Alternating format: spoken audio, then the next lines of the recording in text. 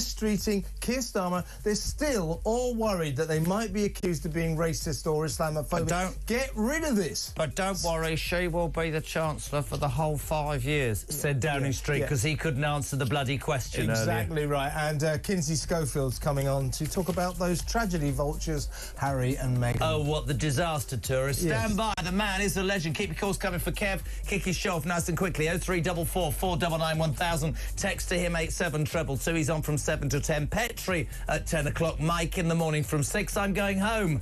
Because I live there. See you tomorrow. Bye-bye.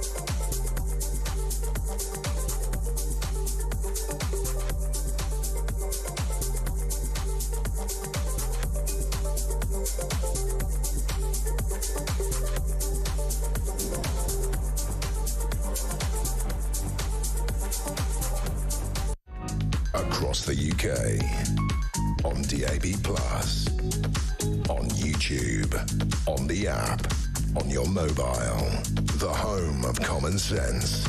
This is Talk.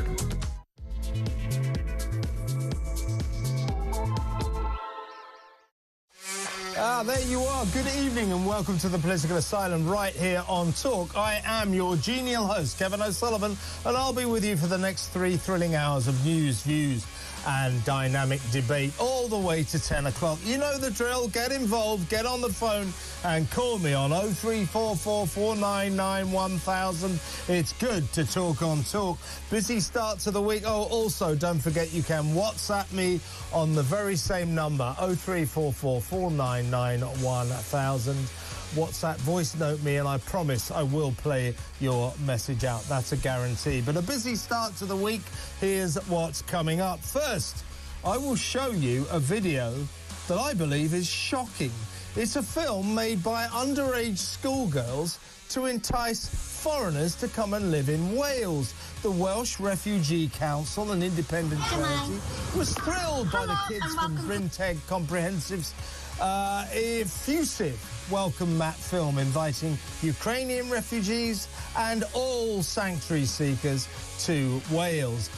Given the grooming gang scandal and the fact that the paedophile rapists who preyed on vulnerable young white girls were all Pakistani of origin, does the Welsh Refugee Council really think that this politically charged video is a good idea?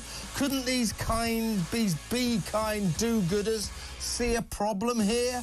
Why only girls? Why no boys? We've pixelated the kids' faces, but the Welsh Refugee Council and the school did not. Your thoughts? 03444991000. In other news, Nigel Farage has accused Wes Streeting of still covering up for the Pakistani rape gangs. In an interview with, what else, The Guardian, the hand-wringing health secretary voiced his fear that the rhetoric surrounding the pedo-rapist's ethnicity was causing racist persecution of migrants.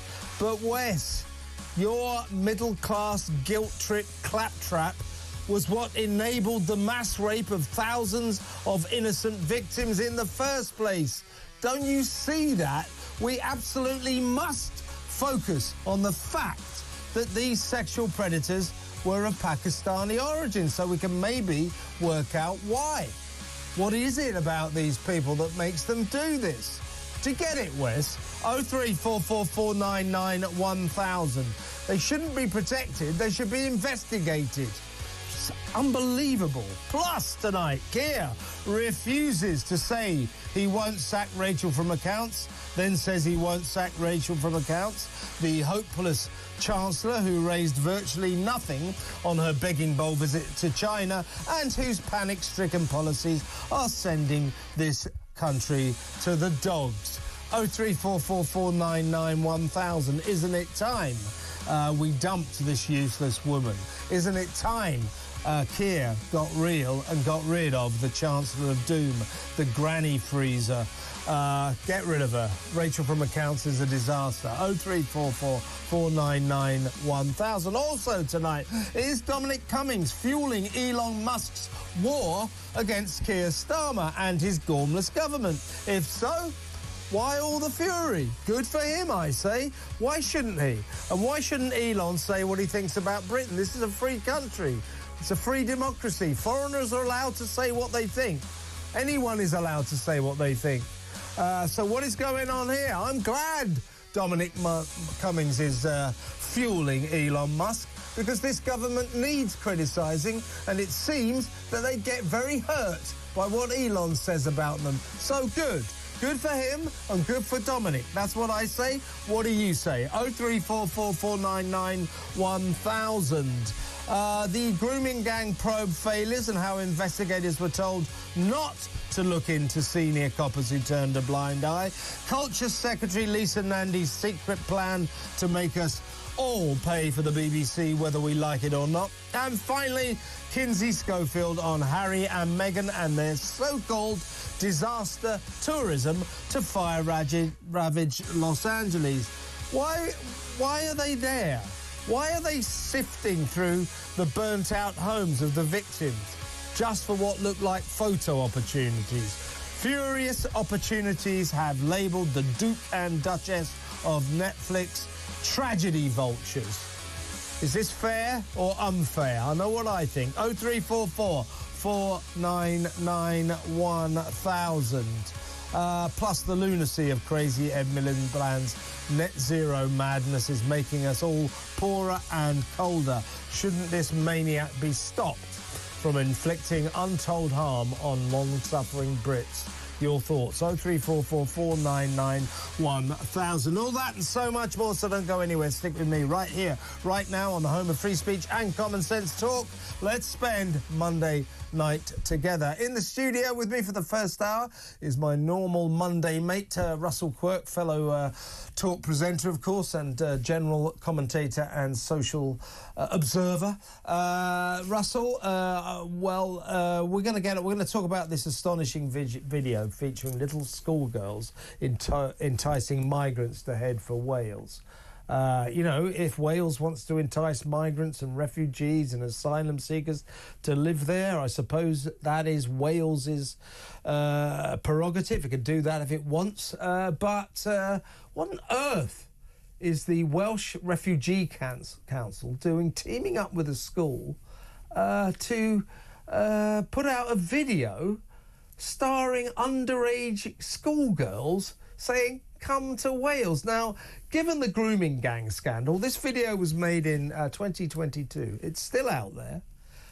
It's still available to watch. Nobody has taken it away. But given what we knew about the grooming gangs then, the rape gangs in 2022, and given what we know now, and given the escalating row over the public inquiry or what's to be done to get justice for the many thousands of innocent, vulnerable white young girls, given all that, shouldn't they take this video down? Shouldn't they admit, this was a bit of a mistake here, we shouldn't have put girls out there?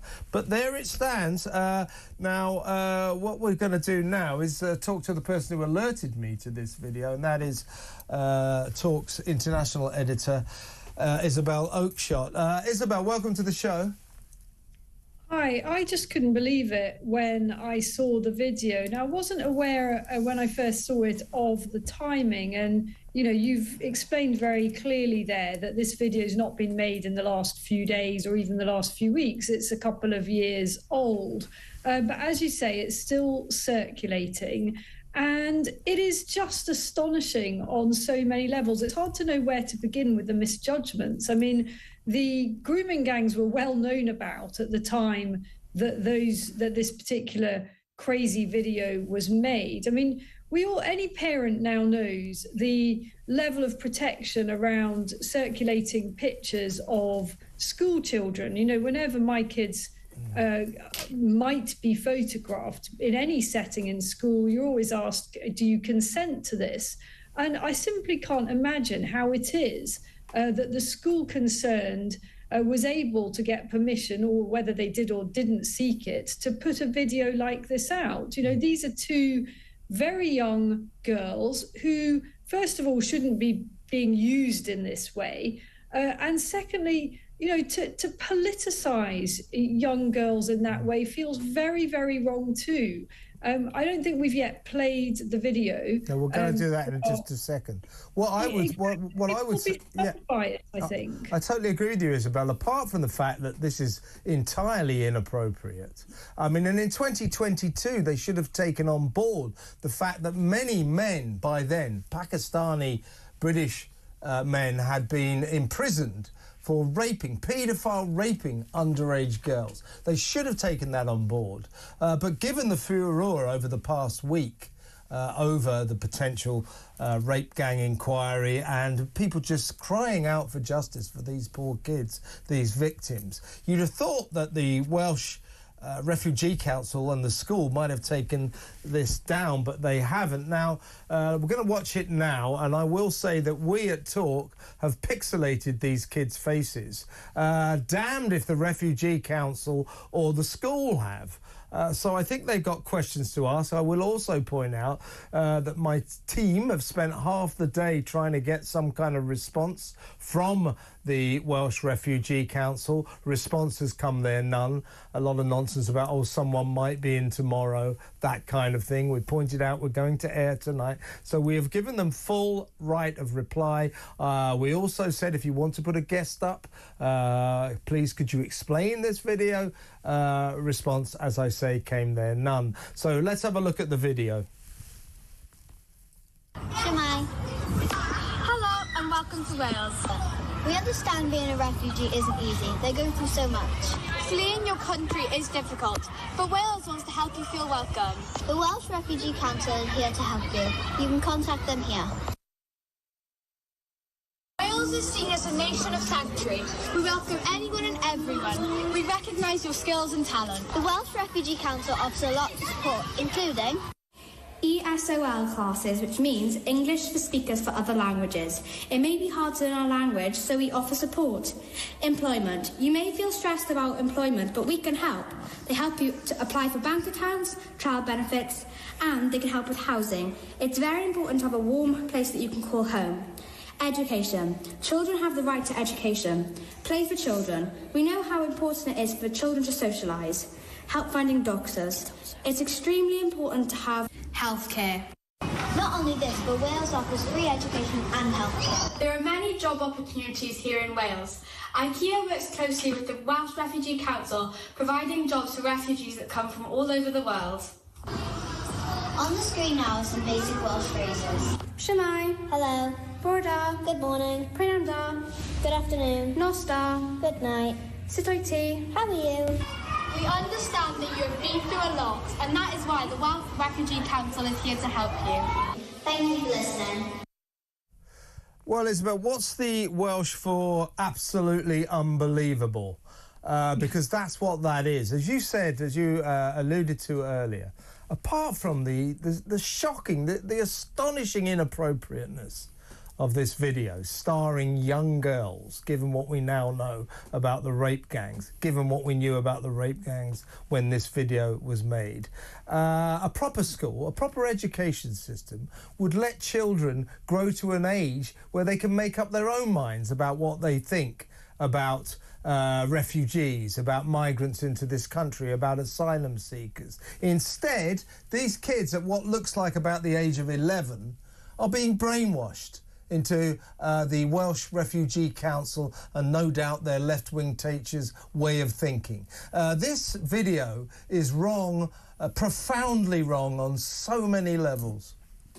It really is profoundly wrong on so many levels. It's wrong on a safeguarding level and it's wrong on a political level. It is simply not right to brainwash children in that way. And unfortunately, nothing surprises me really from Welsh politics. Wales is an absolute hotbed of illegal immigrants. You know, we've done some coverage of this ourselves about what's going on in Cardiff, where white British homeless people have very little chance of getting a roof over their heads compared to what asylum seekers get there. And I've written extensively about that. You know, asylum seekers are getting lovely hotel accommodation while Cardiff itself has got a massive homelessness problem of people who have been here for an awful lot longer.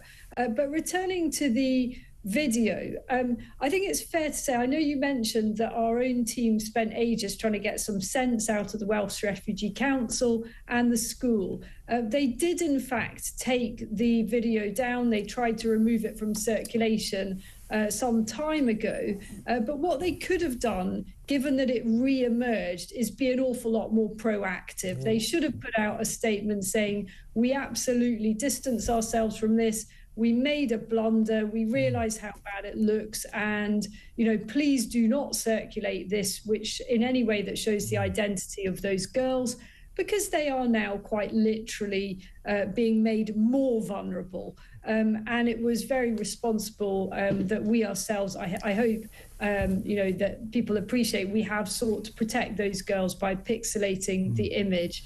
It just tells you so much, though, doesn't it, about the culture in our schools, about the culture of our local politicians, and the way that that whole thing was framed as an advert. It was originally supposed to be aimed at Ukrainians, I understand. But, you know, even then, I don't feel that that makes it okay. In the release, Isabel, that they put, that the Welsh Refugee Council put out, yes, it was it sort of kicks off saying, oh, we've got to help Ukrainians. And, you know, that's a fair enough initiative. But then it goes on to talk about Wales being, you know, a welcome place to all sanctuary seekers, and then starts talking about asylum seekers. This is an invitation to everyone. Now, if Wales, for whatever reason, wants to make itself migrant, asylum seeker central, that's the government's prerogative, I suppose.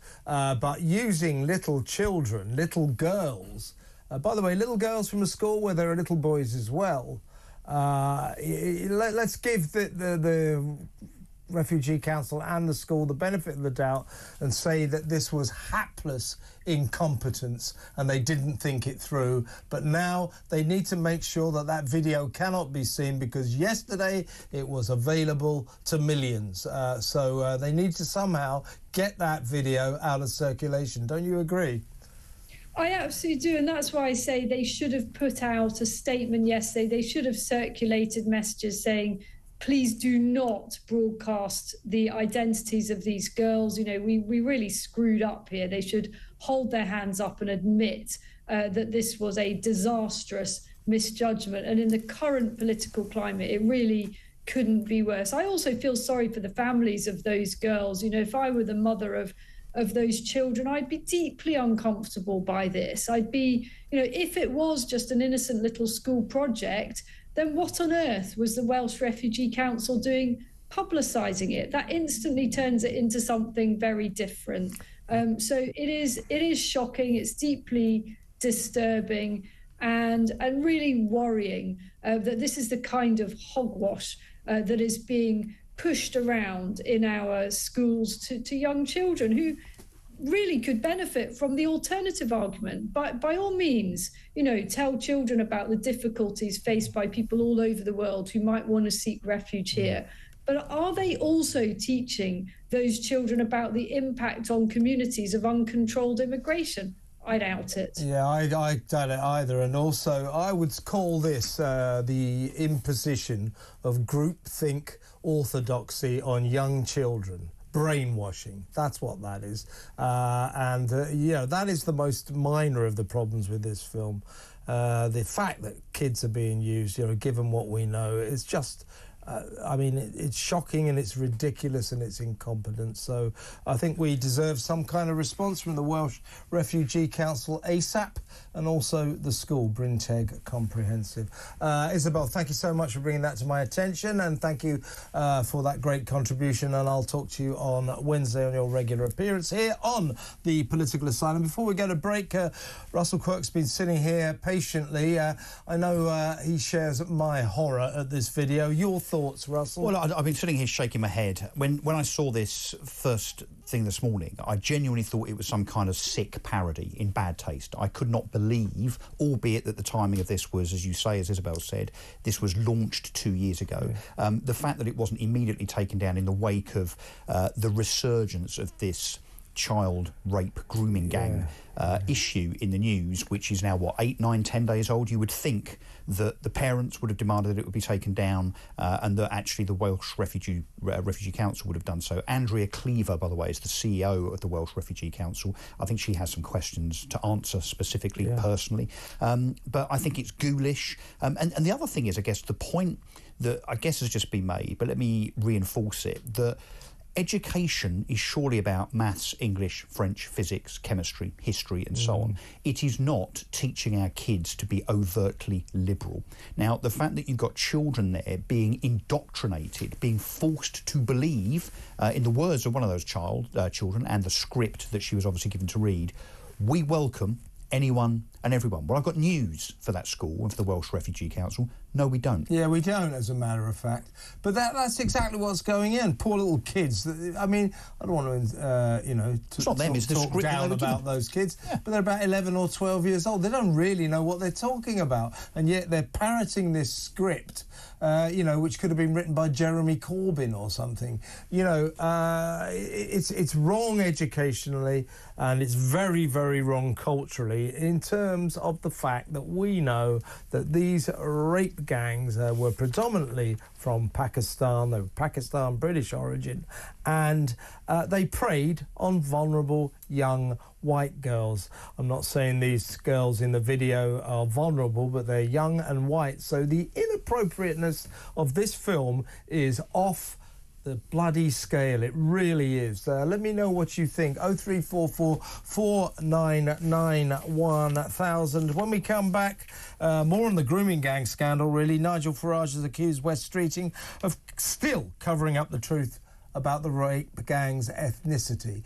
West still doesn't want us to talk about the fact they're all Pakistani men, Muslim men. Still doesn't want us to do that. Come on, you lot. That's what caused the problems in the first place. Honestly, don't you get it? That next. Stay tuned.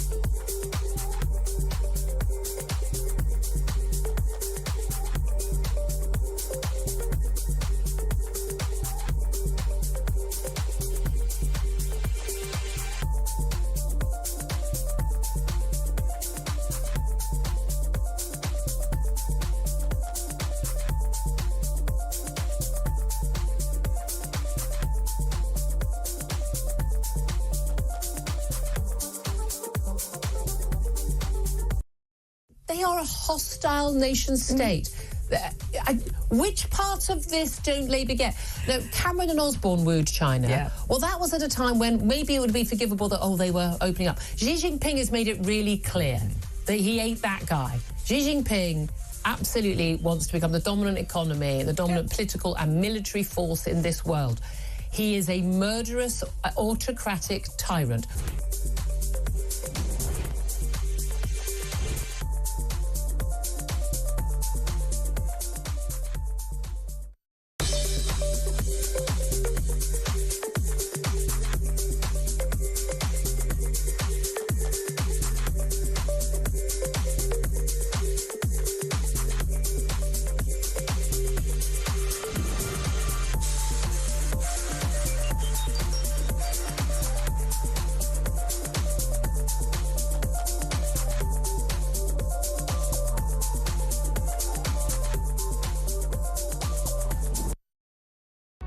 Across the UK, on DAB+, on YouTube, on the app, on your mobile, the home of common sense.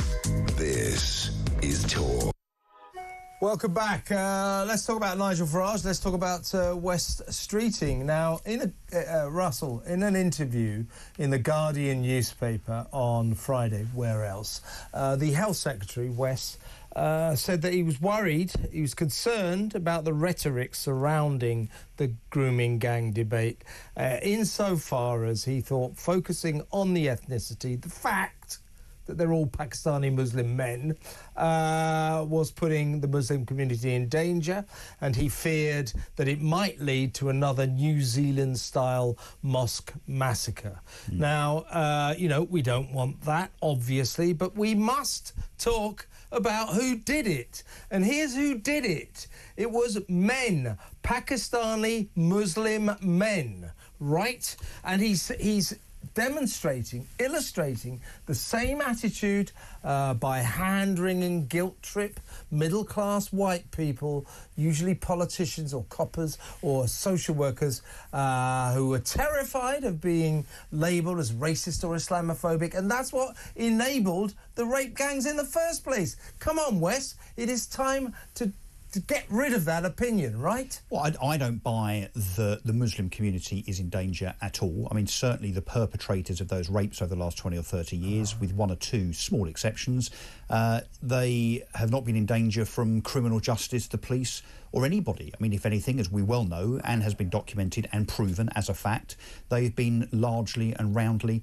protected. So the fact that West Streeting's now coming out and saying that effectively we should all shut our mouths, a bit like we were told to do under fear of criminal charges and imprisonment in the summer riots 5 or 6 months ago. It's the same modus operandi. It's the government telling us that we should not comment on things that are inconvenient to the government, to their narrative, even if they are true, because obviously they have no answer, they have no excuse, they have no way out of explaining why this was allowed to happen continually for decades, and why, of course, it was covered up largely, I have to say, by Labour-led councils across the country. Rotherham, Telford, Rochdale, Oldham, they're largely Labour-led councils. So it's a very convenient thing for the Labour Party. It's the kind of their, the morning email that MPs get from their party head office, which says, this is the line today, everybody.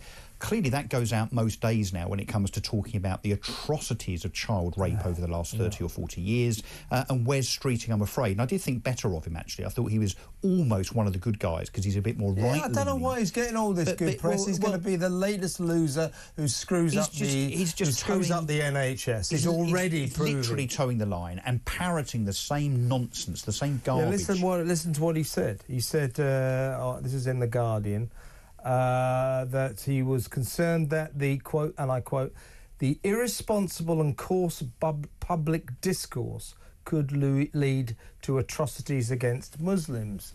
Nigel Farage said, honestly, if that is a crude attempt to stop us getting to the truth, I think it's pretty insulting. Another Labour MP, meanwhile, the Liverpool member for Liverpool Walton, Dan Carden, he's broken ranks. He says there must be a public inquiry, a national public inquiry. Andy Burnham's already said that. Even Jess Phillips has suggested some kind of inquiry might be justified.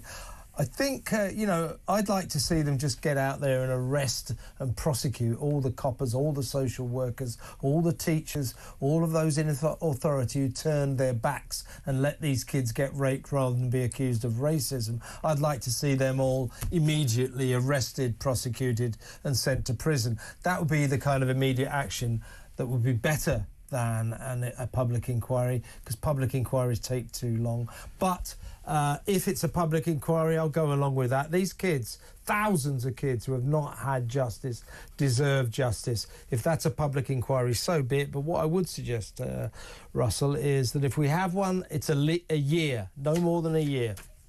But let's think about the language that Wes Streeting has chosen to use, or potentially the language that he's been told to use by the press office at the Labour Party headquarters. He says that it's irresponsible discourse. Now, it's irresponsible. And why? coarse. And coarse. But why is it irresponsible? Looking down on the public again. Why is it irresponsible to say something that is true? Yeah. Why is it irresponsible to say something that is a matter? It's irresponsible of fact? not to say it, actually, Wes. Yes. So, I mean, let's flip this on its head for a second. What if we had the same attitude, you could argue that actually some quarters of society have, with regard to the Church of England? I mean, that we shouldn't talk about Justin Welby and the Church of England and the paedophilia that's been covered up for years and years and years, because it might somehow incite some hatred towards priests and vicars. I mean, it's ridiculous. And the fact that we know, as you rightly pointed out, that there is a propensity for these child rape gangs to be from the Pakistani Muslim community per capita. I think you're underestimating it there. I mean, nearly all of them. No, but what I'm trying to be not particularly balanced. I'm just trying to acknowledge the fact that, of course, not all paedophiles are Pakistani. Of course, none of us are saying that, right? So just before someone texts in and says, in fact, I think there was a call actually on Jeremy's show earlier on where someone said, "Why aren't you talking about the Christian rape gangs?" Well, I'm afraid, mate, there are no such thing as Christian rape gangs. There are no other rape gangs emanating from any ethnicity. But we have got to really understand that when our so-called elected government, elected by 20% of the public, by the way, starts to tell us what we can and can't say, even if it's true, and the old Orwellian thing that, we're going to tell you what is true, do not trust your own eyes and ears. We are in a really, really seriously bad place if we've got the government telling us that we can't tell the truth. Yeah, and Wes Streeting's rhetoric, his narrative, is aimed at protecting the Pakistani, the Muslim community. That's how it started in the first place. Most of whom, of course, deserve to be protected. It's not fair if decent, ordinary Pakistani Muslims here get pilloried for the actions of these rape gangs. However, we must not. He's basically saying we mustn't keep focusing on their ethnicity. On the contrary, Mr. Streeting, we must keep focusing on it. We must keep yelling it from the rooftops, because there's something strange here. Something about these Pakistani Muslim men of Pakistani origin, many of whom, by the way, Russell, emanate from one particular region of Pakistan. Yes. We've got to find out why they do this. It's something to do with them. And we do not need middle-class white hand-wringers like Wes Streeting, and for that matter, Keir Starmer. If you want an inquiry, you're far right. No, you're not. You're just a decent person who wants justice for these poor kids. Can I just add? We cannot keep protecting these people just to feed our own sort of guilty consciences. It's ridiculous. Yeah, can I just add that, again, it's no coincidence, no surprise, that, two of the biggest voices in the Labour Party that have been apologists for these rape gangs, let's tell it how it is, apologists for these grooming rape gangs are Jess Phillips and Wes Streeting. Let's just have a quick look at their constituencies. If they don't get the Muslim vote, their constituencies are dominated by the Muslim vote. Wes Streeting only got returned in Ilford by about 600 votes. Both of those two that you mentioned, the Home Office Minister, tiny majorities, and the Health Secretary, Wes Streeting, they don't get back unless the Muslims vote. But the other very, very quick thing to mention is, for Wes Streeting to say let's not focus on the ethnicity, I'm afraid these Pakistani rape gangs only focused on the ethnicity of their victims. They weren't raping, Sikh girls and Muslim girls and, Buddhist girls. They were only targeting and attacking and raping young white girls. They focused on ethnicity. Yeah, I had a call from a guy called Mohammed last week. He lives in Reading. I've spoken to him before, actually. He's a former Muslim who has left Islam in disgust. He phoned in to say, listen, when I was a kid growing up, all the time, when he was a kid, when he was 15, 16, a teenager, early 20s, older Muslim men from Pakistan telling him white girls were trash. Yeah. That's the way they look at it. He got taught that. So that's what we're talking about. And West Streeting, Jess Phillips, who don't want us to talk about it, frankly, they can go to hell. It doesn't matter what they think. What matters is justice for these thousands and thousands and thousands of vulnerable young white girls who were raped by Pakistani Muslim men. Sorry to say it like it is, but that is what it is. And any obfuscation that distracts us from that truth is wrong. It is just wrong. We have to focus on it. Simple as. Let me know what you think. 03444991000. And coming up after this break, we're going to talk about Rachel from Accounts. Rachel Reeves. She come back. I've raised £600 million. £600 million from the second biggest economy in the world over 5 years. That is pathetic. It's pathetic. This country...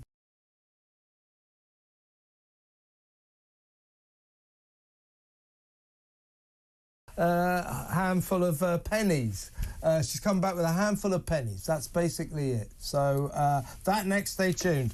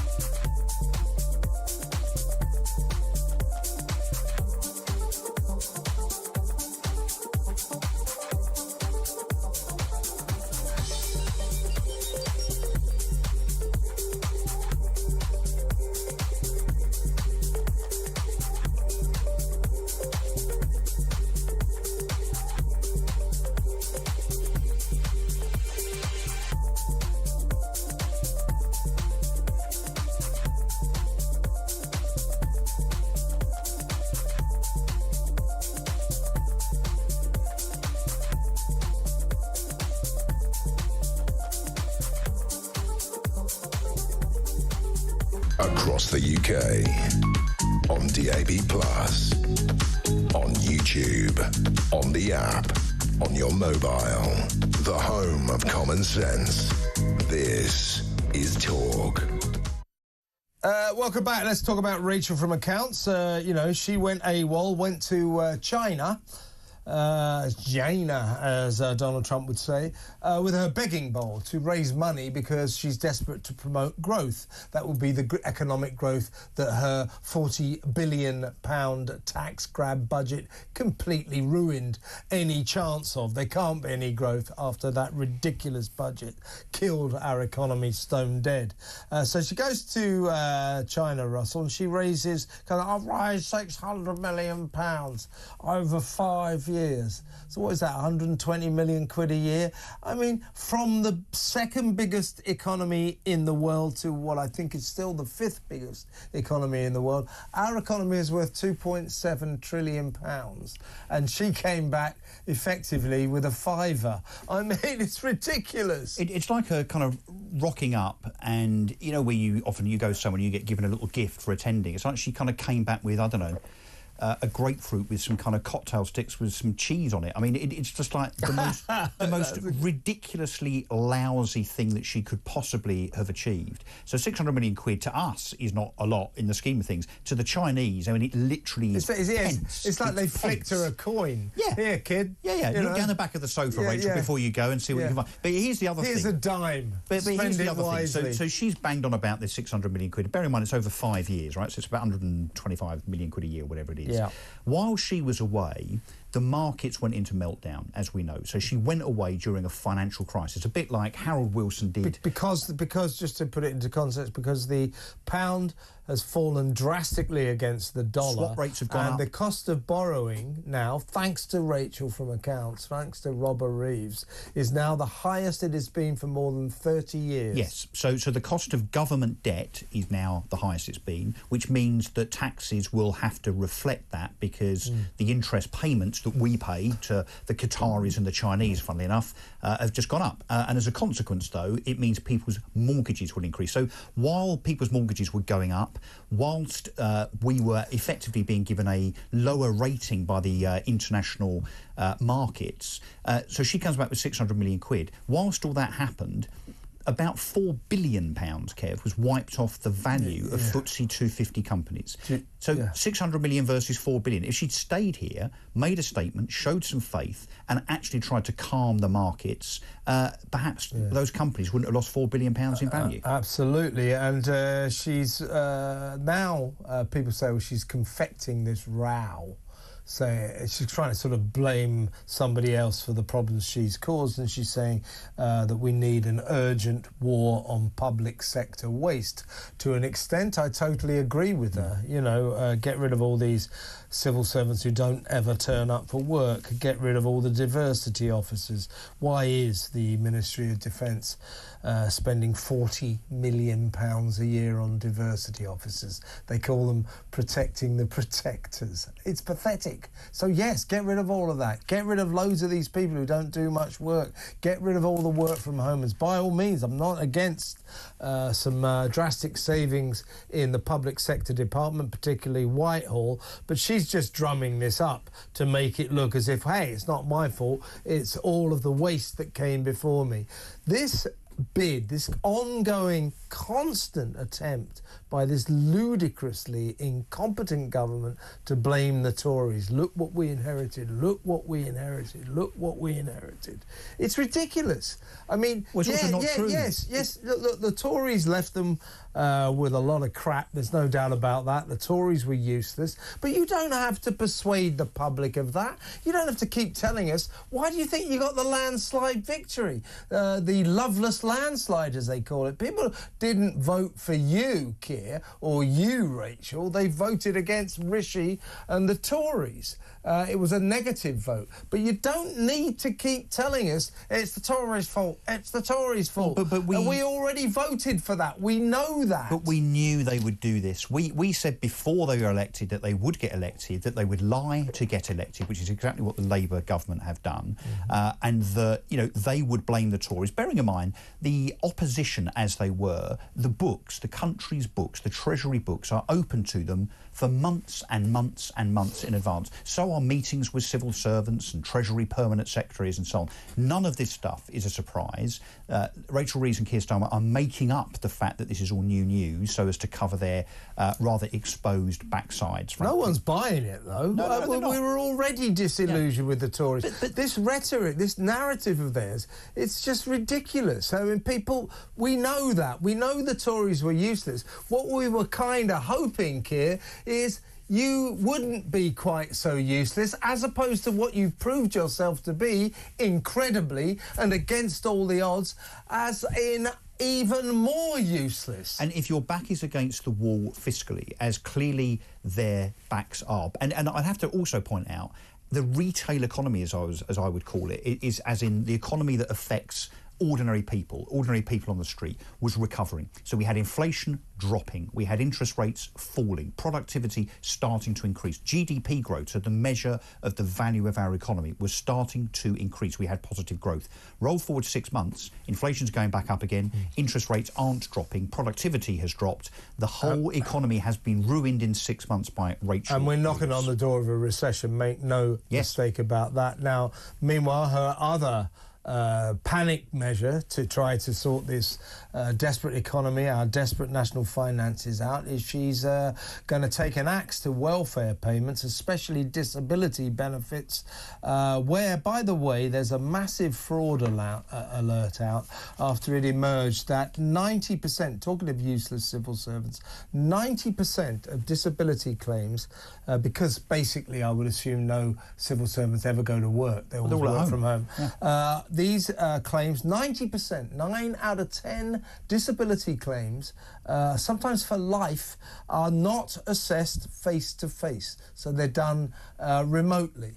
That has led to a fraud alert. So here we are again. So what do they do over the phone? Do they say, can you bend down and touch your toes? Have you done it yet? Yeah, I mean, you have? Oh, great. Yeah. Well, OK. Oh, I'm in a really bad way, I'll tell you. You better write me off. I'll better sign you off for 6 months. Can I just suggest, rather than doing all this, maybe we shouldn't spend, I don't know, £22 billion on carbon capture. Maybe we shouldn't give £11 billion to other countries for climate mitigation. Maybe 22 million on carbon capture. But maybe we shouldn't give 8 billion in foreign aid. Maybe we also shouldn't have given 22% pay rises to doctors and so on. It's a really simple thing, this economics, isn't it? Just basically prioritise the real grafters in society that will grow your economy, rather than giving money away so that the rest of us have to suffer. Yeah, and also, so we're going to go to break in just a second, but we get a Labour government, a socialist government. And, I mean, they keep coming up with these things that you would expect Tory governments to do, not Labour governments, not socialist governments. So, you know, they come on in and they take away the pensioners' winter fuel allowance. So grannies and granddads are freezing all over the country. A really heartless thing to do that the Tories actually would never have done. Now they're going to cut billions and billions of pounds from disability welfare payments. Again, not exactly socialism, is it? Not exactly Labour. So they're so hopeless, they're so useless, they've so screwed up the economy that they're having to act like kind of really, really right-wing Tory governments who don't care about the vulnerable, the poor and the underprivileged. That's the way they're coming across, because they've got to save so much money, because Rachel from Accounts has crashed the economy. She is the new Liz Truss, make no doubt about that. Next up, talking of mad cabinet members, we're going to talk about the maddest of them all, crazy Ed Miliband and his net zero nonsense, which is costing us a fortune. That next, stay tuned.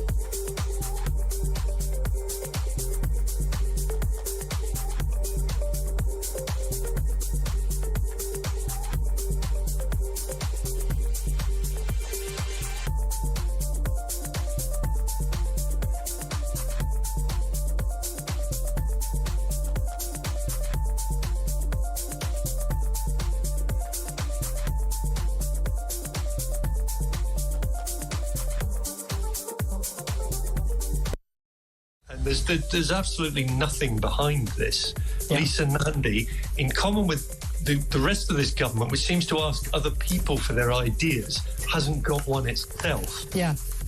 It's very. I love. One of my favourite things this week is that they're going to be meeting people on Thursday to regulators to suggest ideas to them about how to do growing the economy. You think, I'm not sure regulators are the best people to do that, but there we are. Ofcom included. No. How is Ofcom going to be involved in improving the economy and productivity?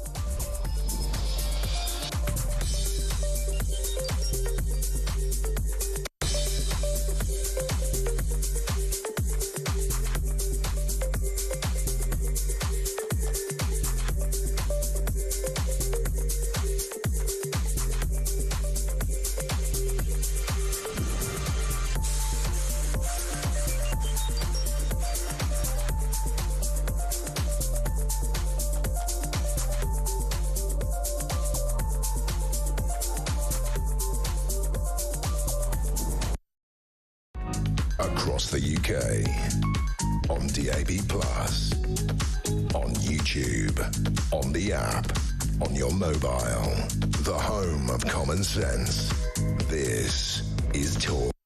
Welcome back. Before we finish this extremely eventful hour, I'm still with Russell Quirk, my fellow Talk presenter, social and political commentator, Ed Miliband, Crazy Ed.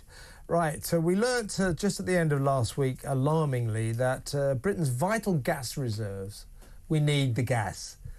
Because when the windmills and the solar panels don't work, we need the gas for electricity. If we didn't have gas, we would be plunged into darkness. Anyway, it turns out that our gas reserves are down to the lowest in Europe, less than a week. And Miliband stands accused of pursuing a reckless net zero agenda that has left long-suffering Brits with record high energy bills. Now, an outfit called the Renewable Energy Foundation found that in 2024, listen to this, Russell, wind farms were paid by the government £400 million to turn off their turbines. Crazy Ed constantly installing more and more windmills, despite the fact that the system cannot cope with what they're producing. That has added to every single household energy bill £13 a year, and it is rising. These are the highest levels ever.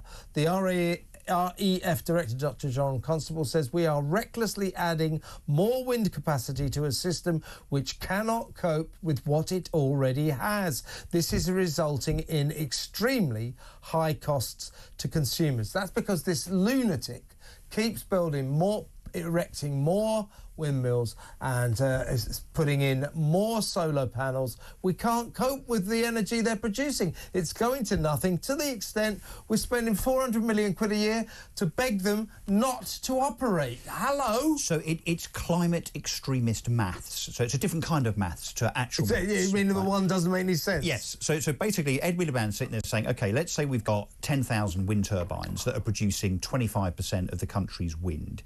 If we double that to 20,000 wind turbines, that will be 50% of the country's energy through wind. Well, of course, it won't, because the problem is with wind turbines, if it's not windy, they produce nothing. If it's too windy, they break and the blades fly off and start killing cows and people and goodness knows what else.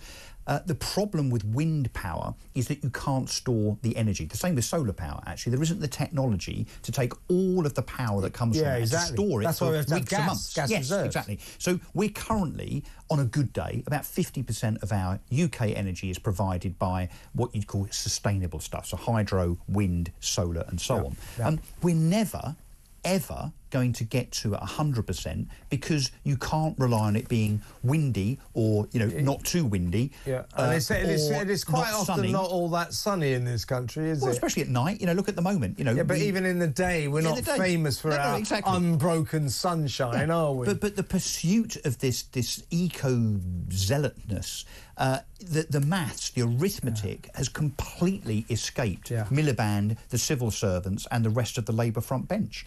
It's actually physically impossible for us. I don't think there's any country in the world that, even in Scandinavia, even the most woke of countries, that has actually got to 100% sustainable energy. Well, why not? It's because it's not possible. Yeah. And so this guy, Ed Miliband, he's a crazed zealot who keeps putting up more and more windmills. And by the way, who makes the windmills? Oh, I know, it's China. What do they make it with? They make it with power supplied by their 1,100 coal-fuelled power stations. So this is all hypocrisy anyway. We don't need these windmills, by the way, but he keeps imposing more and more on us to the extent that they are creating far too much energy. And we have to pay them. The government pays the wind farms £400 million not to operate, to close down. That's Ed Miliband. That's what he's doing for us. I want to know what you think about this. It's costing you, me, a lot of money. It's making us colder as well. 0344 499 1000. £400 million last year paid to wind farms not to produce energy, because we had nothing, we didn't know what to do with it. We couldn't cope with it. This is insanity. It is insanity. So the problem is that solar and wind, I guess the word you could use is erratic. They are erratic means of providing energy, particularly in this country. The other problem, of course, is that Miliband's relentless obsession, his mad Professor quest to get to this 100% level and to turn all gas and coal off effectively, which will be a disaster. It will be back to the 70s. You and I are old enough to remember, unfortunately, the power cuts of the 70s when 3-day week. You were doing your homework by a candle. You had no heating, the telephone wouldn't work, and so on. We are getting back to that point. The problem with all of this, of course, is that, remember when Ed Miliband said originally in the run-up to the election, I'm going to drop your bills, your energy bills, by £300 a year. Well, they're now more expensive. They've gone up twice, actually, in the last 6 months under the Labour government reign. Why? Well, it's because, A, the sustainable energy is unreliable, but also it's subsidised. So the more unreliable it is, the more infrastructure has to go in, the more pylons, the more wind turbines, the more solar panels. That has to be subsidised in order to attract the foreign companies to invest in those wind farms. So the public are paying for this nutty pursuit of something that actually, and at the end of the day, Kev, we all know 1% carbon emissions from the UK. Even if we get to net zero, it makes no difference to the scheme remember of things that, folks. What do you think about the fact that this nutcase Miliband, he's plunging us more and more into this alleged sustainable nightmare? Because we have to lead the way. We have to show the world. We have to be world leaders in China are really taking reaching net zero. Well, when we do you want to know how much difference it's going to make to the ecology, to the green future of this planet? The square root of sod all. It's not going to do a damn thing because, as Russell quite rightly says, we produce less than 1% of the world's carbon emissions. Meanwhile, China, which is providing us with these windmills, these ecological windmills made by coal-fuelled power stations and solar panels, that produces 28% of the world's pollution. So they are creating pollution to create our windmills and our solar panels. The madness of it, the virtue signalling madness of it, again, is off the scale. The sort of watchword, the slogan of this show, our catchphrase is stop the madness, because there's so much madness around. Oh, there's a bloke in a dress. That is genuinely a biological woman. No, it isn't. It's a bloke in a dress. Stop selling me to say mad untruth. Stop it. Stop it. And stop this net zero nonsense. Stop the madness. Stop the deeply deranged Miliband madness before this country really goes to the dogs. He's going to bankrupt us all, and he's going to freeze us to death as well. It's extraordinary. Russell Quirk, what an amazing hour. Thank you so much. Always enjoy our Mondays together. Russell Quirk there. He'll be back next Monday. Maybe I'll get him on about another story before that. You never know. When we come back, we're going to be talking about Elon Musk and his intervention in British politics. Good thing too, I say.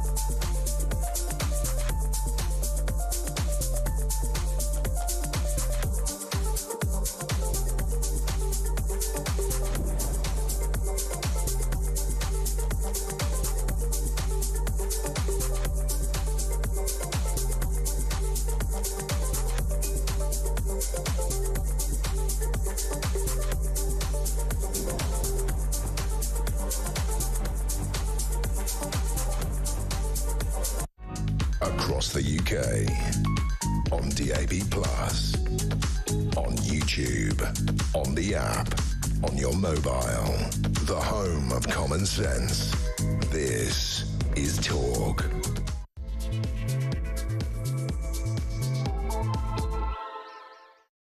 Welcome back. In an hour or so, I'm going to be going live to Los Angeles to talk to Kinsey Schofield.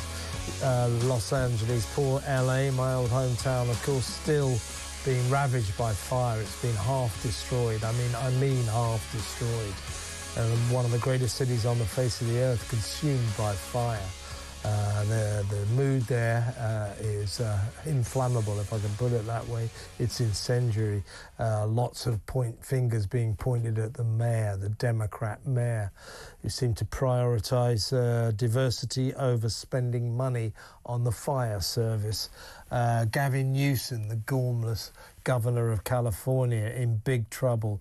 Reservoirs completely dry. Why were they dry? Why were they not filled up with water? Why were the hydrants dry? Why did the firefighters not have enough equipment? And so on and so forth. So lots of questions going on there. But the big question is, why on earth did Harry and Meghan, the Duke and Duchess of Netflix, up there in Montecito, about 200 miles north of LA, or 150 miles, why did they see fit to make celebrity appearances at this fire, at the fire-ravaged city of Los Angeles? Critics are furious. I mean, some high people, Justin Bateman, the actress, just said they're disaster tourists. They look mawkish. Another critic described them as tragedy vultures. It does come across as them trying to cash in on the misery of others. You know, it's a good, oh, look at us helping everyone. Well, I just think it was a low point in a series of lows on their part. We'll talk about that with Kinsey Schofield in an hour or so, plus other elements to their story. I suppose the good news is that because of the fires, the Duchess of Sussex, Meghan Markle, has decided it's inappropriate to release her Netflix cooking show, With Love, Meghan. So that's one small mercy, thank God for that. But I suppose we'll have to put up with it fairly soon. But anyway, that'll be Kinsey in a little while. Taking your calls in about half an hour. What do you think of that video? The video of the little schoolgirls enticing migrants to come to Wales. Not really very appropriate, is it, at the moment? Why did they let that out? Why is it still out there? Why did they make that in the first place? OK, it was 2 years ago, but we knew all about the grooming gangs then. We knew that they were nearly all Pakistani men. Men of Pakistani origin, Muslim men of Pakistani origin. Why were they making this video? Little girls going, oh, come to... You know, it's as I say, it's wrong on so many levels. Let me know what you think about that. 03444991000. Taking your calls, as I say, in about half an hour. Now, right now, let's talk about a story that was all over the Sunday papers and is still carrying on, is still going strong.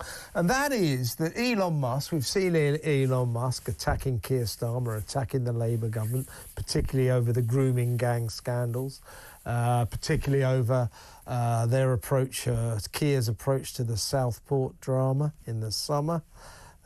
You know, Keir Starmer accusing everyone of misinformation. Well, he wasn't exactly a knight in shining armour, was he, when he let the authorities, let the police and the Crown Prosecution Service stay quiet about the truth about the Southport murder suspect, the fact that he wasn't just, as we were told, a lad from Cardiff, a Welsh lad from Cardiff who moved north. At his house they found an Al-Qaeda military manual and ricin poison. We weren't told that for 3 years, for 3 months rather, for 3 months. I would call that misinformation, wouldn't you? So if you're going to shout about misinformation, Keir, maybe take the plank out of your own eye before you talk about the splinter in other people's eyes. So what do you think about that, everyone? 03444991000. But I think the big story now is that Dominic Cummings, you know, the nemesis of the former Boris Johnson aide, who is a political disruptor. He apparently is helping fuel Elon Musk, coordinating his attacks on two-tier Keir and his gormless government. Everyone's going, it's terrible. You know, Elon Musk is a foreigner. So what? It's a free country. He can have his opinions about this country, can't he? And if Dominic Cummings wants to help him, hey, again, this is a democracy. You can do that kind of thing. Let's talk to the founder of Fair Fuel, of course, campaigner, former London mayor, and Dover parliamentary candidate, who last week rather dramatically left the Reform UK party. He is the great Howard Cox. Welcome to the show, Howard. Hello, Kevin. Thank you for having me, mate. Thank you for joining us. Well, I want to talk to you a little bit about what I just mentioned in a while. But first of all, people are getting their knickers in a twist, particularly Labour and Keir, about Elon Musk and his intervention in British politics. As I say, the twist now seems to be, and I wouldn't put this past him, that Dominic Cummings, you know, that old political disruptor, former aide to Boris Johnson, is helping fuel Elon Musk's attacks. Well, either way, first of all, in my view, Elon Musk, this is a free country. He's got every right to voice his opinions about what's going on here. He's got every right to attack Keir Starmer and the Labour government if he wants to. And Dominic Cummings, if he wants to help Elon Musk, has also got every right to do that. You might not like it, but in a democracy, I don't see what either of them are doing wrong. Do you? None whatsoever. I love it, Kevin. I think it's great. I mean, you've got two guys wanting a smaller government. I mean, we know that when Donald Trump comes in next week, Elon's going to be charged with trying to reduce the cost of the state and actually make the state smaller. And I know Dominic Cummings has been calling for that for ages, that sort of thing. The two of them have got together, and I think they're going to synergise, and maybe the Western world might learn from what they're trying to do. And, I've got no problem with it. The only problem I have with Elon Musk, I love his interventions. I love watching what he does and what he says. And by looking at this, it looks like Dominic Cummings might be behind some of his rhetoric. But from my point of view, the only thing I'm against him doing is saying who should be the leader of any political party. That's the only thing I'm saying. That's nothing to do with him. That's down to the electorate.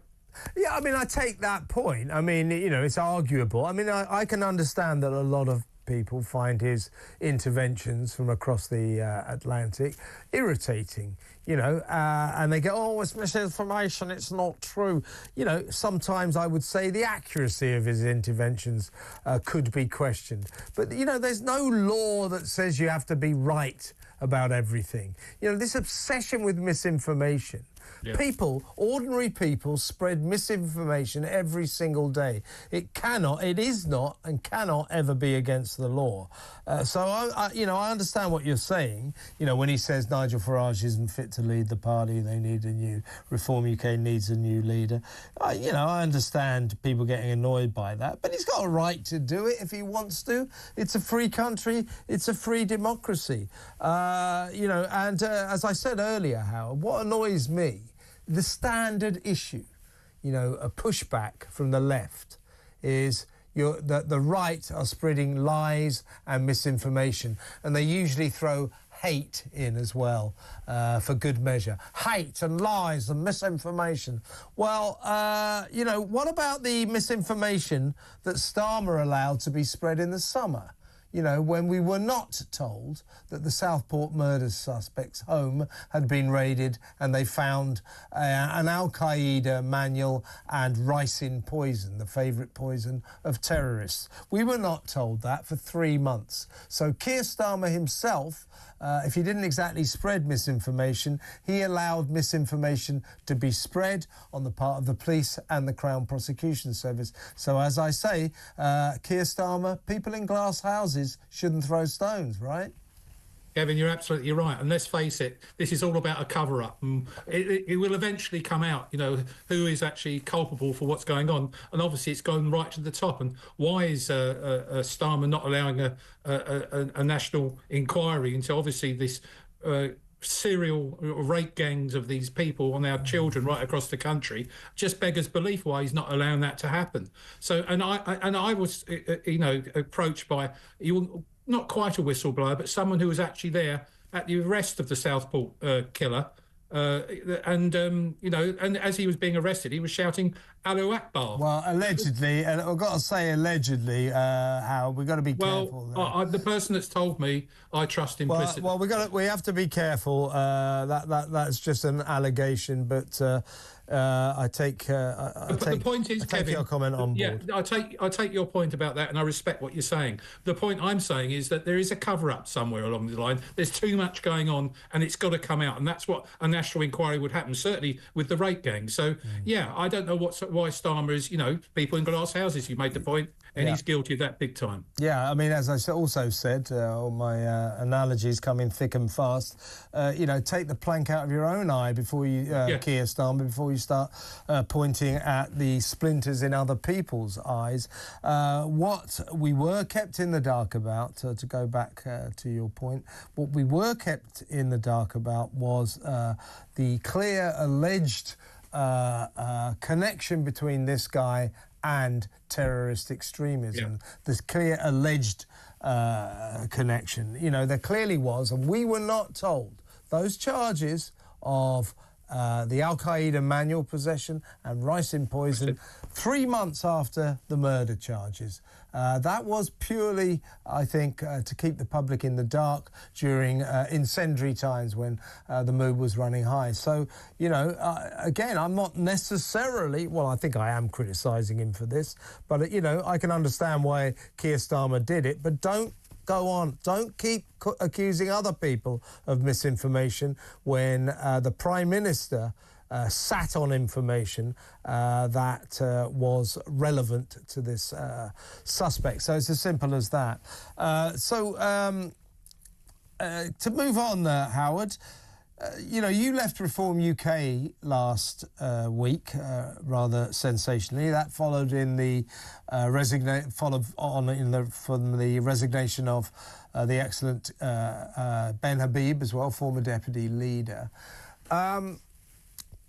What did you make last week? I think it was Friday when Nigel Farage appeared on ITV News and suddenly seemed to come out with a change of policy on Reform UK's policy when it came to Shamima Begum, the ISIS bride, who's not a British citizen. He all of a sudden started saying, I'm thoughtful. He's changing his mind. He starts to parrot Zia Yousaf, later on the chairman of Reform UK. So I think we can take this as official policy. He was on the telly. He said, circumstances have changed in Syria. There's been a regime change. And as such, it may be that Shamima Begum will be safer for Britain back in a British high-security jail than in Syria. Where are they getting this nonsense from? The way I see it is, if they let her out and she wanders around the Syrian desert, fine by me. I don't see any way how this country can be safer with that ISIS bride terrorist back here in Britain. What on earth are Reform UK playing at here? Well, what happens, and I couldn't agree more with your sentiment. We don't want to back here whatsoever, or any other ISIS terrorists.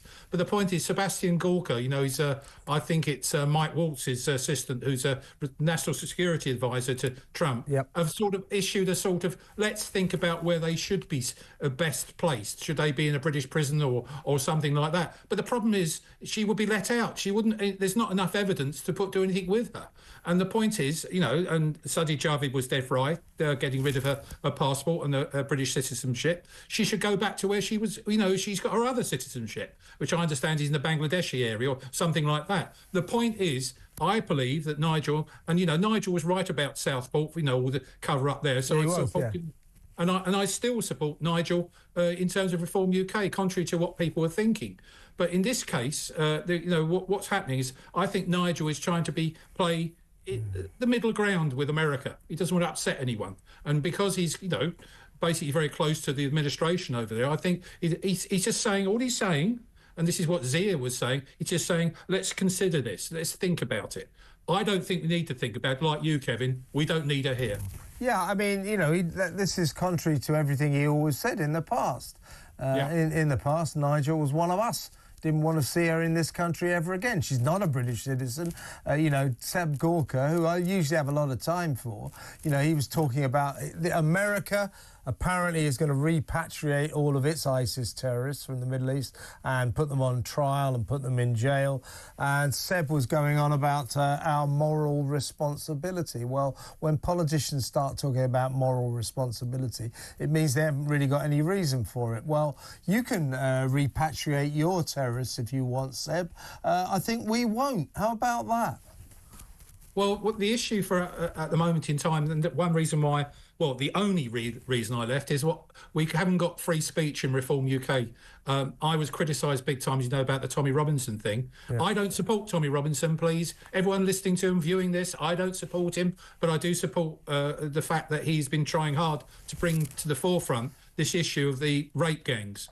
And obviously Elon Musk agrees with that.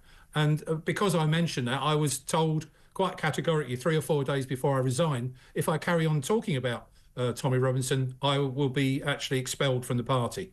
And I'm sorry, I can't have that. I agree with 95% of everything in the Reform UK contract with the people, the manifesto. In fact, I helped put some of that together. So I still believe in it. And what I'm worried about is Nigel is moving a little bit moving a left, closer to the middle ground. And we need something, not on the far right, we just need Thatcherite policies again, small state, low tax, and protecting our borders. Those things are what I stood for and what I will continue to fight for. It's sad that I think they might be acquiescing towards the middle ground. Yeah, I mean, my feeling I think what Reform UK should have done about Tommy Robinson, and by the way, I do think there's an argument for the fact that he has been given a rather severe punishment. Yeah. For his alleged crime. Well, no, it is his crime now. I don't think most people in his position will get 18 months. So there's an argument that he's a kind of a political prisoner, but I don't want to get involved in that. My view I have no real feelings about Tommy Robinson at all. Same as me. But if I was running Reform UK, I wouldn't be out there stridently denouncing him and saying we don't want him to be a member. Well, I can see why they might not want him to be a member, but why all the strident denunciations? Because when Starmer does that, he sounds like Kemi Badenoch or Keir Starmer. He sounds like a mainstream Westminster political party leader, and I don't think that's what Reform UK supporters want from Reform, do they? Of course they don't. I mean, my inbox and my telephones, messages and things have been very much supportive that I'm standing up for my principles of actually that whole point. The issue we have at the moment, and I agree with you, I don't know Tommy Robinson, never met him whatsoever. All I know that I've seen that film, which he showed again, which is in contempt of court, why he's got in prison. Mm-hmm. I just want people to recognise that he's actually highlighted it, and Elon Musk has pushed it right to the top of the agenda, and those are the congratulations I gave for doing that. Nothing more, because we all want to protect our children from these gang rapes. Yeah. And so that's what my problem now. The thing about what's happening with Reform UK, which is a big issue for me, is that I joined it, as I say, as one of that lot. I'm a good friend with Richard Tice. He's a good mate. Me too. Yeah. And to say that we don't want that lot in. Well, most of that lot are Reform UK voters. Yeah. And that was really a bad move. Yeah. I mean, as I say, I'm not getting involved in what I think about Tommy Robinson, and nor are you, Howard. Yeah. But I think that Mr Farage and Mr Tice should take on board that for the reasons you just stated, a lot of Reform UK supporters are not as dismissive of Tommy Robinson as Nigel and Richard are, and that may cause them problems. What about you? What's your politically? Are you going to be a sort of lone warrior, an independent sort of a commentator? What's your future politically? Politically, I don't know. I've been offered some things since I've resigned. There's 2 or 3 groups have approached me. Probably the usual suspects, as you expect, to a meeting with some people. A lot of the Tory people have asked me to, talk to them. But I'm working with cross-party to keep fuel duty frozen. If you remember that, that's my raison d'etre in life, and also the other anti-driver policies. And between you and me and your viewers here, I'm hearing with the grapevine is that because she's so much pressure, Rachel from Accounts is probably going to reverse her decision to actually freeze fuel duty again for another year, and maybe announcing in the statement, whatever you call it now, mini budget or something in March, that in autumn they're going to put fuel duty up. So I've got a lot to do. You've got plenty on your plate, yeah? Yeah, exactly. There's loads going on in that respect. And, from my point of view, if everyone's standing up for what they're going to do in terms of actually what I joined Reform UK, and I was invited by Richard Tice to do so, I will willingly help out. But, I just want people to be allowed to be free thinkers. Absolutely. In terms of Rachel from Accounts and her promise not to raise fuel duty, it's a Labour promise, Howard, so you just know. Once, this is the chronology, Labour make a promise and then they break it. Without fail. Absolutely outrageous. Great to talk to you, Howard. You're always welcome on this show. Come on again soon. Howard Cox there, founder of Fair Fuel, former London mayoral candidate for Reform UK, Dover parliamentary candidate as well for Reform UK, has now quit the party in a row basically about Tommy Robinson, but I think he agrees with me that we're not exactly on side with Reform UK's new liberal approach to Shamima Begum, the ISIS bride terrorist who still resides in the Syrian desert and, as far as I'm concerned, can rot in hell there as well. Your feelings, 03444 99 1000. When we come back, we're going to talk more about the grooming gang scandal with former Met Police Detective Chief Superintendent Mike Neville. Stay tuned.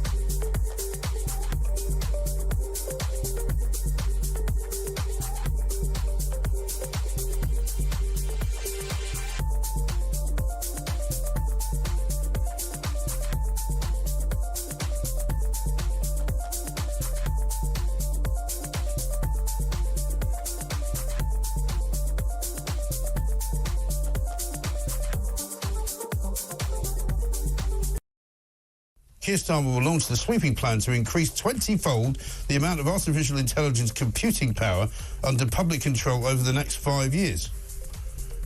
Sorry, any more? Any more help? Labour's plan to unleash AI, mainlining it into the veins of the nation. There we go. Not the greatest allegory. Includes a personal pledge from the Prime Minister to make Britain the world leader in a sector that has been transformed by a series of significant breakthroughs in the last 3 years.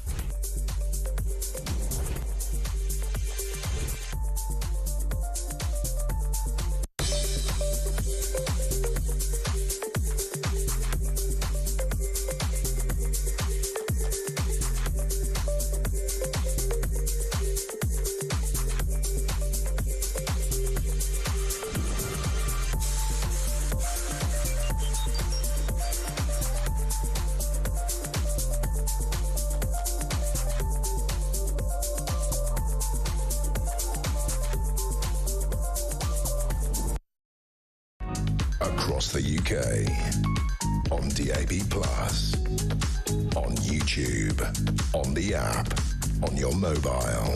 The home of common sense. This is Talk. Welcome back. Let's talk about the police.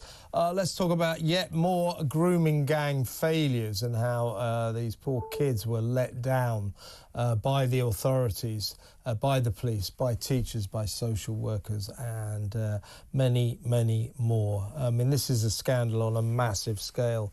Now, essentially, one of the things that happened was that there was this semi-investigation called Operation Linden, and that was conducted by the Office of Police Conduct, the IOPC.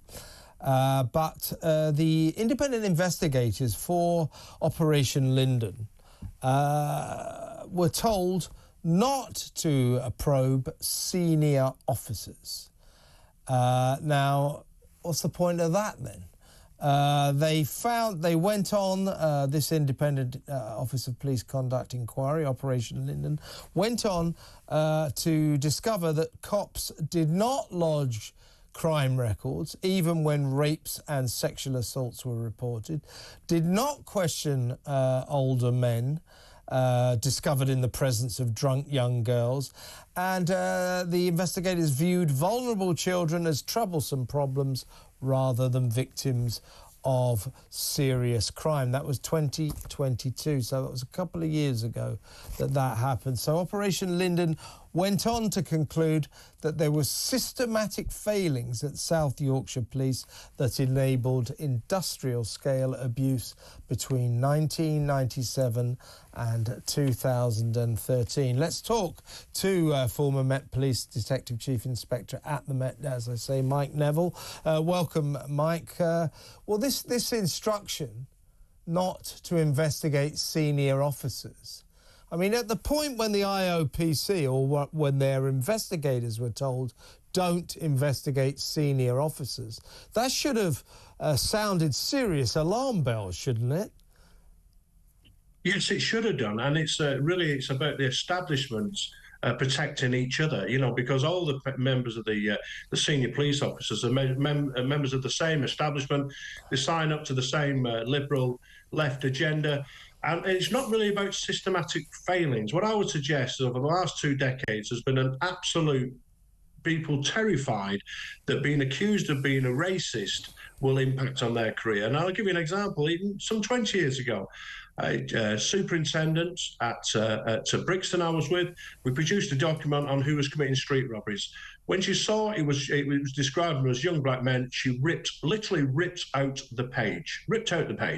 And here you have the same in Rotherham, in Telford, in places like that, Oldham, where senior officers know that the next rank up, they're never going to get it. So they put getting the next pip or crown on their shoulder before helping young girls who are being raped, abused and even murdered. Look at those dates, Mike, by the way. The Operation Linden, even though it was banned from talking to senior officers, many of whom turned a blind eye and therefore enabled this scourge of rape gangs going on for a long time. It established that there had been systematic failures at South Yorkshire, in the South Yorkshire Constabulary, which of course takes in Rotherham, where there were 1,400 victims at least, that this industrial scale abuse was going on from 1997 to 2013. I mean, you know, can you believe that senior coppers, as well as teachers, social workers, counsellors, politicians, you know, decided that it was worse for them to be accused of racism or Islamophobia than it was for thousands and thousands of vulnerable little white girls to be raped by paedophile sexual predators. They thought it'd be worse for them to be called racists than these evil rapists being brought to justice. I mean, what was going on?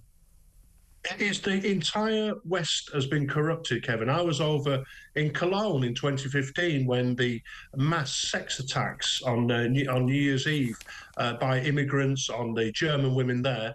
The police president tried to cover it up for 3 days before it all burst out and he got the sack. We see the same in Sweden where they've been trying to cover up these things.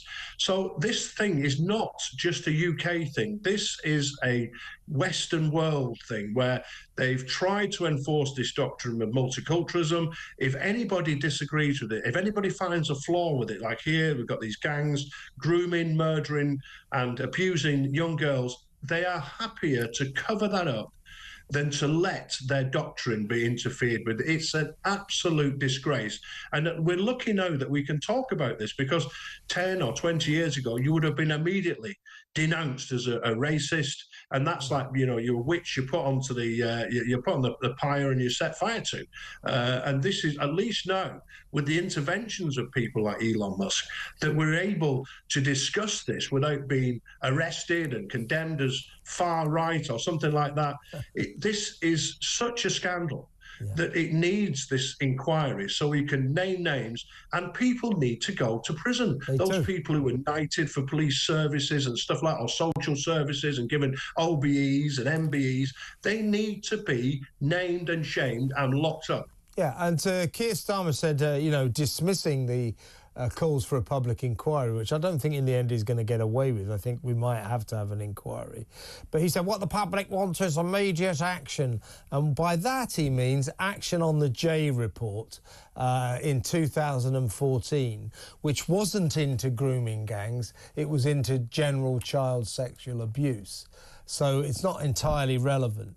But he said they want those. We must enact what the J report said. No. If you want, you know, I'm all for immediate action rather than a public inquiry, because public inquiries drag on forever and don't tend to achieve very much. But the immediate action I would require, and I would personally sanction, would be, as you just alluded to, Mike, that a task force, if you like, police task force, is tasked with finding all the coppers, all the teachers, all the local councillors, all the local people in authority who turned a blind eye when they knew these kids were getting raped. They get prosecuted. They get arrested. They get prosecuted. I'll take that kind of immediate action instead of a public inquiry, but nothing else. So your thoughts? Those people, they didn't just turn a blind eye either. They absolutely stopped junior investigators looking into these things. They engage, as you were saying today about in Rotherham, they just spoke to some elderly Pakistani community leaders, whoever they are. They never appointed these people. They appoint Who are they? Yeah. Who are these people? And they were allowed to set the agenda. But we saw that when the riots were occurring after Southport, that in places like Birmingham, the police were sort of negotiating with these people as to, oh, yes, we'll come here, we'll come. It shouldn't be like that. In Britain, everybody should be treated the same. Every community should be treated the same. We shouldn't have certain communities where two older guys can come and tell us, oh, this is the agenda, you can police this and you can't police that. It's an absolute scandal. But as I say, it is not just here. It'll be in France, in Belgium, in Germany. It's everywhere.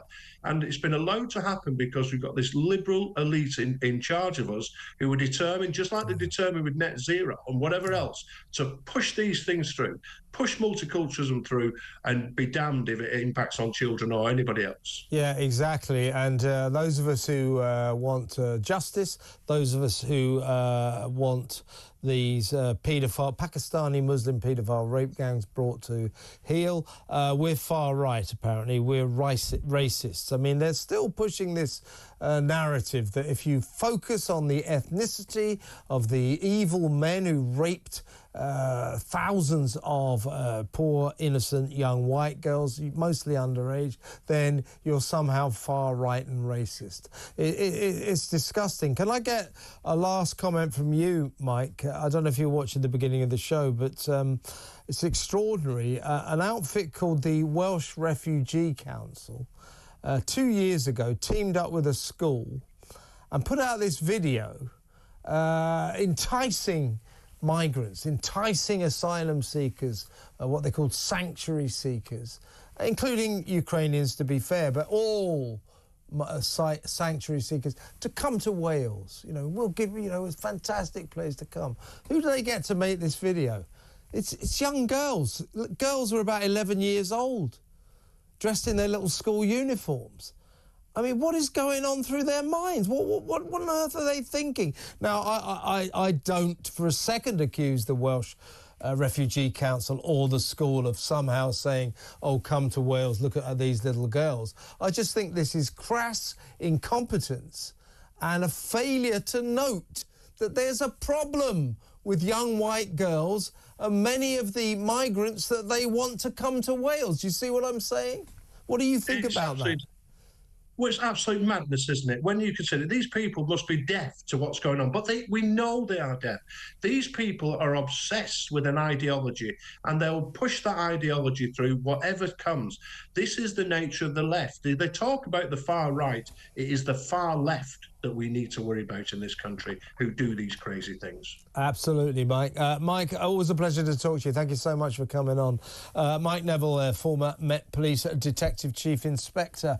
Yeah, so what do you think of that? That's this grooming gang inquiry by the Independent Office of Police, what are they called? The IOPC. They were told, the investigators who worked for them were told not to question senior police officers. Well, these are the people who were responsible, weren't they? It's ridiculous. It's ridiculous. What do you think about that?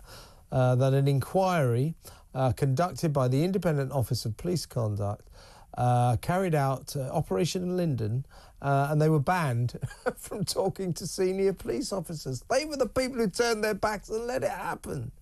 Honestly, we're just apologists for paedophile rapists. Why are we protecting them? Anybody got any ideas? Please let me know, because I'm absolutely baffled. 03444991000. When we come back after these messages, we've just got time to squeeze in one, maybe two of your calls. So stay on the line, 03444991000. Stay tuned.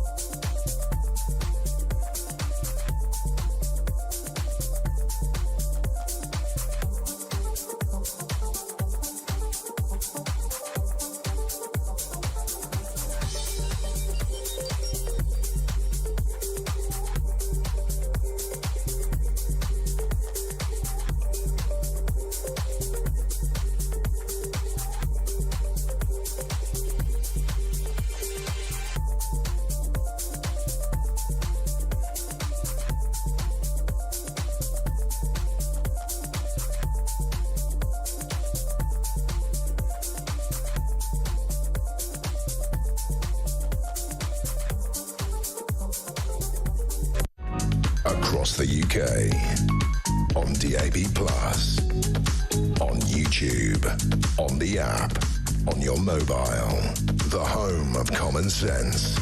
This is Talk. In just a little while, I'm going to be talking to veteran former BBC man Robin Aitken, one of the good guys, about Lisa Nandy, the Culture Secretary's bizarre plan to scrap the licence fee. So far, so good. But replace it with direct taxpayer funding. That means you'd have no choice about whether or not you fund the BBC. It would be taken out of your general taxes, your income tax. I'm not sure I like that idea. This is the Labour Party trying to defend and protect the left-wing BBC. Trust me, we've got to rail against that. That's a disgrace. We'll talk about that in just a little while. But first, let's get a quick call in. Let's talk to Michael in Chester, who wants to talk about the grooming gangs. Michael, I'm reading here that you stopped a pedo kidnapping a child back in 1986. Tell us about that. That's right. This has troubled me for a very long time. And at the time it was happening, I didn't know why he was beating me up. What happened, there was a well-known paedophile in Chester in 1984, raped a little girl, and he went to prison for about a year and a half. Is that all? Is that all? Sorry? Is that all? Yeah, that's all, yeah. It came out in 1986. And I was going to a nightclub, and I see this little boy running towards me, panicking, saying there's a man trying to kidnap him. I don't know what he's trying to do. I said, what are you doing out this time of night? Where's your parents? He said, I'm just going to come out to get some milk from my parents. And so I said, so he was trying to kidnap me. He said, some guy who's on the street now he is. I said, has he got Dr. Martin boots, jeans, and leather jacket? He said yes. Yeah. I said, I know exactly who that is. That's Chris Evans, Chris Evans. Hang on a second. Okay. And so I rang the police. The police went through his apartment, took him to the police station, questioned him. About 2 hours later, he burst into my apartment and beat me up like I was doing something wrong. Oh, really? Really? Yeah. I was black and blue. What happened to him? Did he get nicked again? No, because he threatened that if I call the police, he's going to do the same thing again to me. And I've always said, you need someone like Steven Seagal or Bruce Lee in the police force. Men like that will stop it for good. Because these people come back with violence. I think that's why the government won't stop it, because they're frightened of the violence that they're going to endure by these people. I know what they're like. So you said that this guy did go to jail, did he, at one point? Yeah, he went to prison back in 1984. Obviously listening. Okay. So I know exactly what he looks like. He's probably about 40 years older now than he was then, but I know exactly what he looks like. He's got a lisp. Well, it's terrible that they get away with that, isn't it? What's your thoughts generally on the grooming gang, the rape gang scandal? Do you believe, Michael, we should have an inquiry? Yes, I think it's disgusting. It's absolutely. It's a shame. I feel ashamed about being a man sometimes. I've gone past that phase now.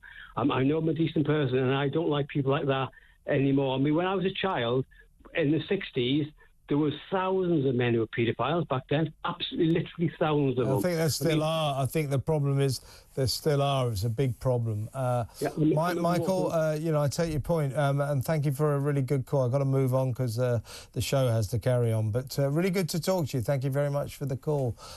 Michael in Chester there. We don't know anything about that case he was mentioning with some guy apparently called Chris Evans. There's a lot of Chris Evans around, so this is about a particular guy that I know nothing about, so we have to be slightly careful there, but that was the story to tell, I guess, from Michael in Chester. Now, we're going to go to break now, and when we come back, we'll talk about Lisa Nandy, the Culture Secretary, who wants to get rid of the BBC TV licence. Great. But she wants to replace it by compulsory tax. We won't have any choice in whether or not we pay for the BBC or not. And I, for one, I'm not keen on that at all. What do you think? 03444991000. That next. Stay tuned.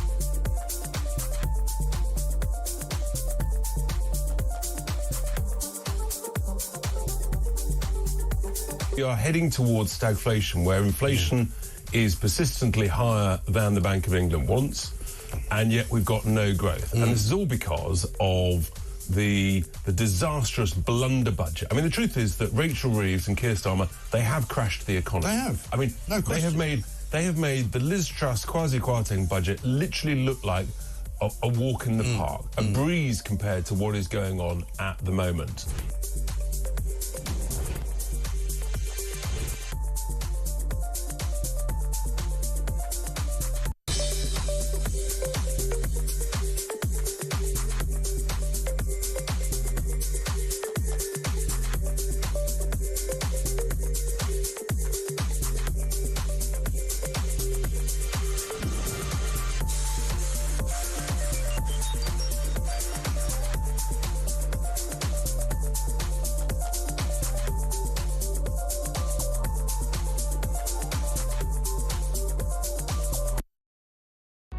Across the UK, on DAB+, on YouTube, on the app, on your mobile, the home of common sense.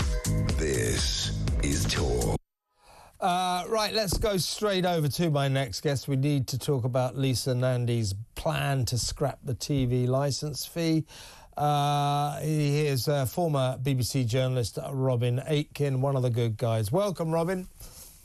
Hi, Kevin. How are you doing? Happy New Year to you. And to you, Robin. It's always a pleasure to talk to you. We haven't got as long as we usually have, but I think we can pick the bones out of this. Now, at first, we saw the Culture Secretary, the Labour Culture Secretary, Lisa Nandy, kind of emerged over the weekend, mainly yesterday. The Sunday Times had a big piece about it, saying that she has hatched this plan to scrap the TV licence fee, £174.50 at the moment.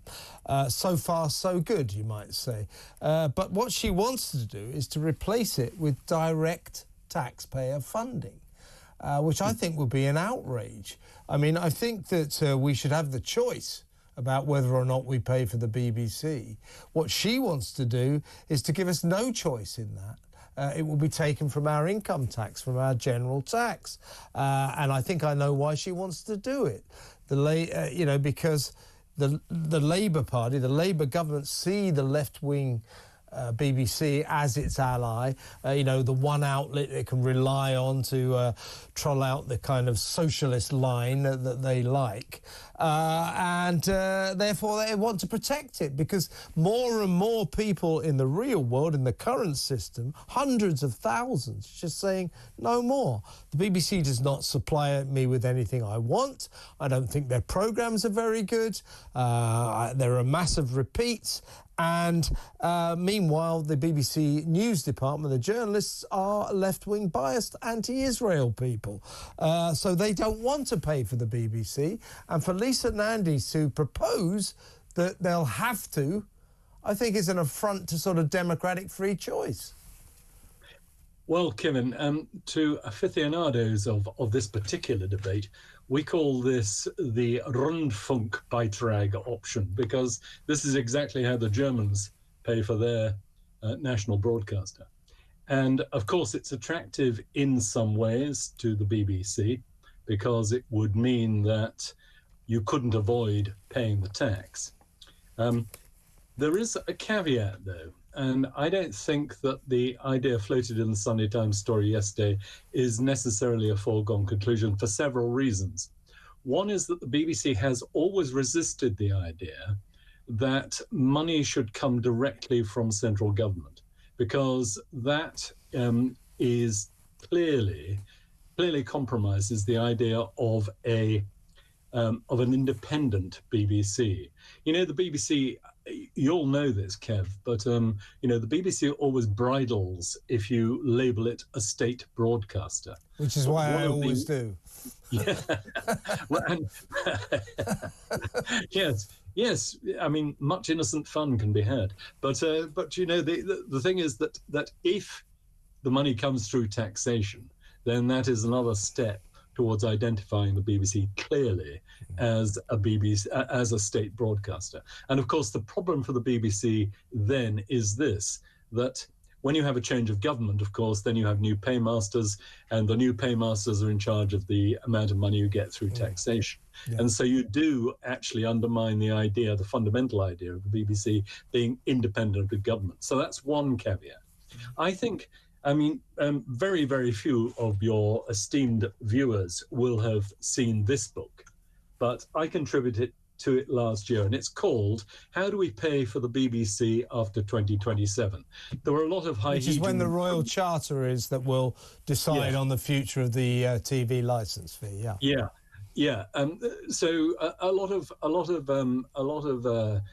esteemed people in the industry, people like Peter Bazalgette and other big names, David Elstein, lots of people who are very well known in the industry, contributed to this series of essays. I myself wrote an essay in it. One of the very interesting solutions to the BBC's funding crisis, which was floated in that series of essays, was this, that the BBC's core national service, if you like, news gathering, and maybe BBC One, and maybe Radio 4, and maybe Radio 2, its sort of core biggest audience services could be funded by block grant from the government. The estimate I've seen is about £800 million for its news services and some other core services. And on top of that, you would have a subscription service. So if you wanted access to BBC programmes like the Attenborough programmes or whatever, I don't know what would be on it, but the programmes that the BBC puts a lot of effort and money into, you'd have to pay extra for that, and you could join it as a streaming service. Now, I think that is quite a plausible solution to the problem the BBC faces. I mean, what I argue in my essay in that book is that actually, if the BBC had been doing its job properly, we wouldn't be having this argument, because the reason why the licence fee has become controversial is because so many people have lost faith in the BBC as an impartial news provider. I mean, the thing is, Kev, if, the amount of money you pay to have the BBC and all the services it provides, all the radio services, the TV services, etc., the amount of money you pay for that, 170 quid or thereabouts, is compared with what some of the other streaming services offer and charge, is actually pretty good value for money. And if everybody was happy with it, a counterfactual, suppose politicians of the left and the right and the centre were all happy with the BBC. Suppose voters of the left, right and centre were all happy with the BBC. Would we be now quibbling about a licence fee of 170 quid? I don't think we would, actually. I think it would be seen, if everyone was happy with it, as a pretty fair price. The problem is that the BBC has lost the trust of so many people. That's why the BBC is in crisis. And that's why the solution to this is really for the BBC to reform itself and get its act in order so that people don't feel disenfranchised by it. Yeah, and part of that rather good Sunday Times article, which basically revealed Lisa Nandy's ideas, sort of said that, that she was very keen to enshrine, the BBC's impartial journalism. I mean, that's where the BBC is. See, you're a former BBC journalist and you're laughing your head off at the very suggestion. It's a very strange situation we find ourselves in where, the BBC turns round to us, to the people and to the government and says, we are impartial journalists, we are bastions of unbiased reporting. Well, you're just not. And it is their failure to see their massive problems with impartiality that really underlines where we're at here, that people don't trust them anymore. And until people trust them, they won't want to spend £174.50 on this. Exactly so. But, when this question comes up, I always say this. Kevin, if I was to say to you, are you an impartial person? Or if someone asked me that question, I honestly, hand on heart, say, no, I'm not impartial. Of course I'm not. Yeah. You know, I've got views. Yeah. I think there are things wrong with the current political situation. I have views on that. Now, it's true for me. I think it's true for you. I think it's true for every BBC journalist. Yeah. I think every BBC journalist has a political view. And the point is... Yeah, the same one, by the way. This pretense that, you know, you have these 20,000, oh, no, that's an exaggeration, 8,000, whatever it is, the figure for BBC journalists, you know, the idea that you have thousands of impartial journalists is a complete fantasy. It's like, you know, it's expecting of journalists that essential quality which we demand of judges, which is impartiality. But, you know, journalists are not judges. Journalists, actually, most journalists go into journalism because they have political views and they want to see the world change and they want to talk about those things and write about those things, make films about those things. You know, that's why they become journalists. The idea that they're sort of impartial is just fantasy. And so the real solution to this is for the BBC to recognise that fact and to try to widen its recruitment so you don't simply have a news culture which is a political monoculture, which is actually what it is. Yeah. You will not find you could not raise a cricket team of right-wingers from the BBC's main news. Robin, brilliantly put. We've got to go now, but always good to talk to you. Robin Aitken there, making the point about BBC journalists. They're not unbiased, are they? They're really prejudiced, and therein lies the problem. And how do you fancy being forced to pay for the BBC in your taxes? 03444991000. Kinsey Schofield on Harry and Meghan, the tragedy vultures, next. Stay tuned.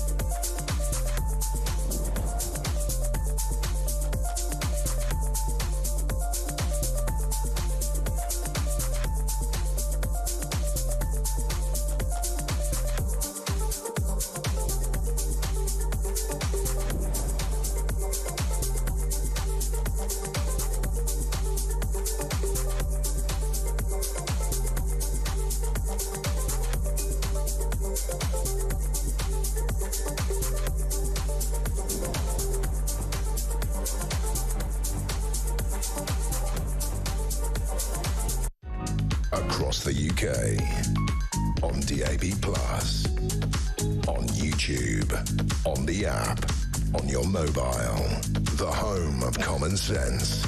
This is Talk.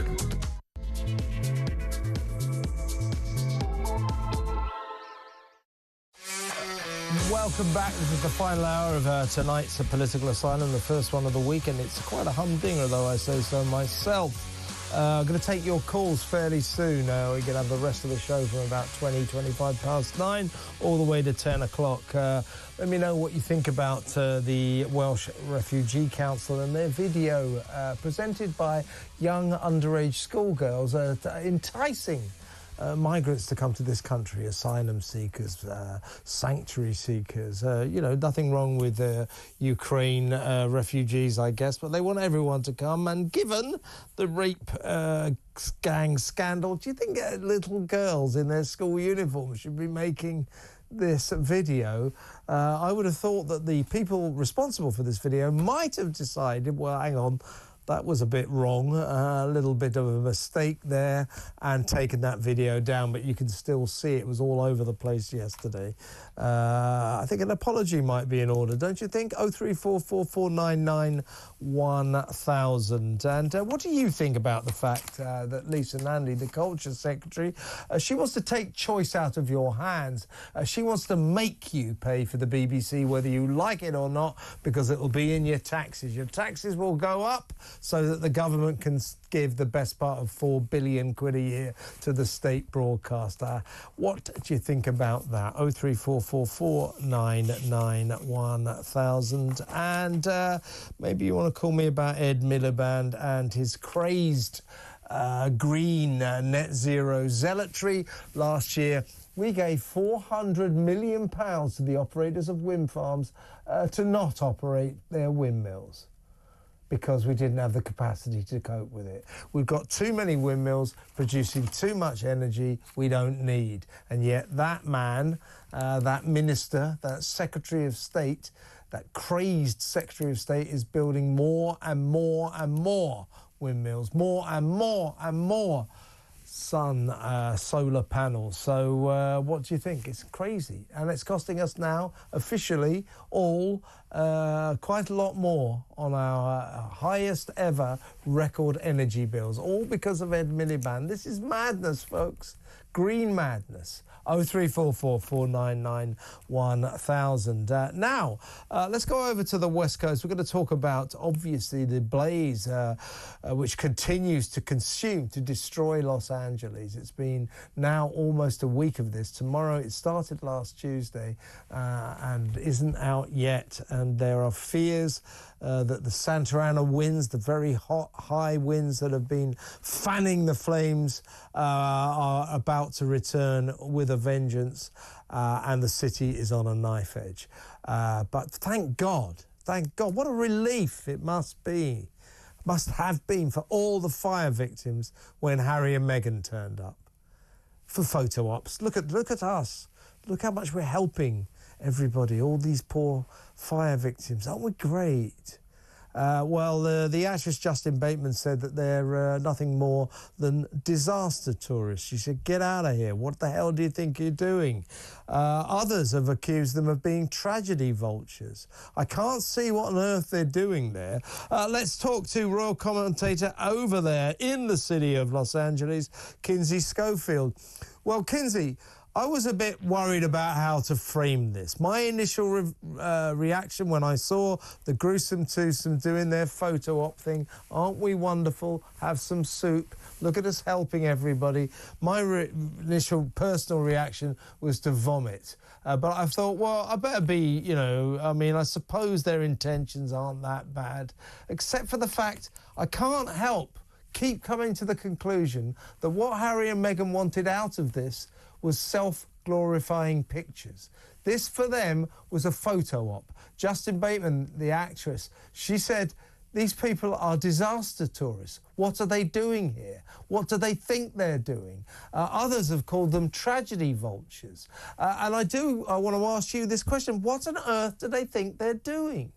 I mean, there are lots of people in Los Angeles, Hollywood, really, really famous actors and actresses, world-famous celebrities, much more famous than those two, who could have gone down there and said, oh, take a picture of me looking wonderful, helping the victims. But they didn't, because it would have been inappropriate. So what do you think they're playing at? This is all about her, isn't it? And him. Look at us. Aren't we wonderful? And I suppose the only thing that we should thank God for small mercies for was at least she's postponed release of her Netflix cooking show with Love Meghan. That's now been postponed because she thinks it's inappropriate. I've got some sympathy with her there. But come on, Kinsey, this was a bit tacky, wasn't it, seeing them sifting through the possessions of people in their burnt-out homes. It was just wrong. I just felt it was wrong, didn't you? Yeah, I mean, again, we've watched them over the last year, particularly Prince Harry, really grasp at the idea. Well, I mean, 2 fake royal tours, so I guess they're both guilty of it, but really desperate to kind of hold on to that royal image. You know, I felt like both of the tours last year, they were just looking for the right photo opportunities. They just are desperate to continue to be seen as members of the British royal family. And again, that's what they were trying to do when walking through the ashes of, you know, people's entire lives.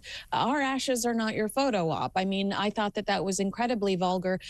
Prince Harry currently suing your government because he wants more security. Why bring that chaos into an already exhausted situation? You know, you two don't go anywhere without a whole entourage because you're paranoid about your security, but you'd go into such a delicate place where, you know, there already is grief and chaos. They drove almost 200 miles to be seen. Kevin, I mean, that's absolutely ludicrous. And what do they bring to the table other than a distraction? You know, if I have a question about shrooms or the $4.99 salad bar at Sizzler, I'll give them a ring. But they are not experts on wildfires. They are not experts on construction or rebuilding a neighborhood or city after total devastation. He lucked out in the DNA department, and she lucked out with her second marriage. You know, why are we wasting our government resources that are already being torn apart because there's no way this fire should have been as deadly and as vicious as it was. It was a complete lack of preparation by our governor and multiple mayors. Why are we wasting those resources on these 2 quitters? Yeah. They're not members of the royal family. Yeah, as I say, don't forget, you know, they're in this is a city, Los Angeles, full of the biggest names in the world, some of the most famous people in the world, all of whom could have gone down and said, look at me being wonderful, look at me helping the victims of this fire, but none of whom did, because they understood it would be inappropriate. This is not the time for a photo op, for God's sake. And they also issued a statement, because I questioned it last week, questioned it on Twitter, on X, when they went, oh, you know, everybody, you must open up your homes to the homeless victims of this terrible fire. And I said, yeah, well, you got 19 bedrooms. How many people are you going to put up? They then subsequently put out a statement saying that they are offering refuge to loved ones and friends.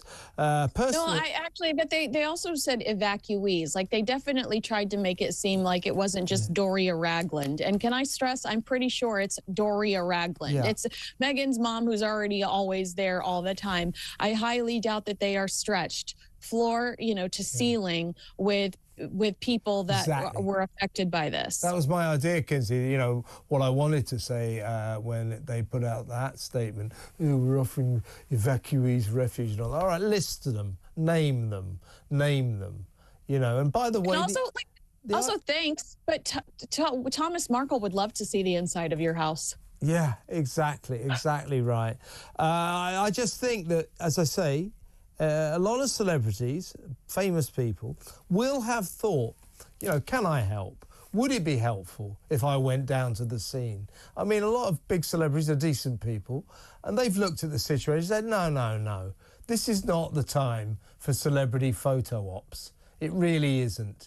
So none of them, only Harry and Meghan have turned up. And people, frankly, are disgusted and they're angry.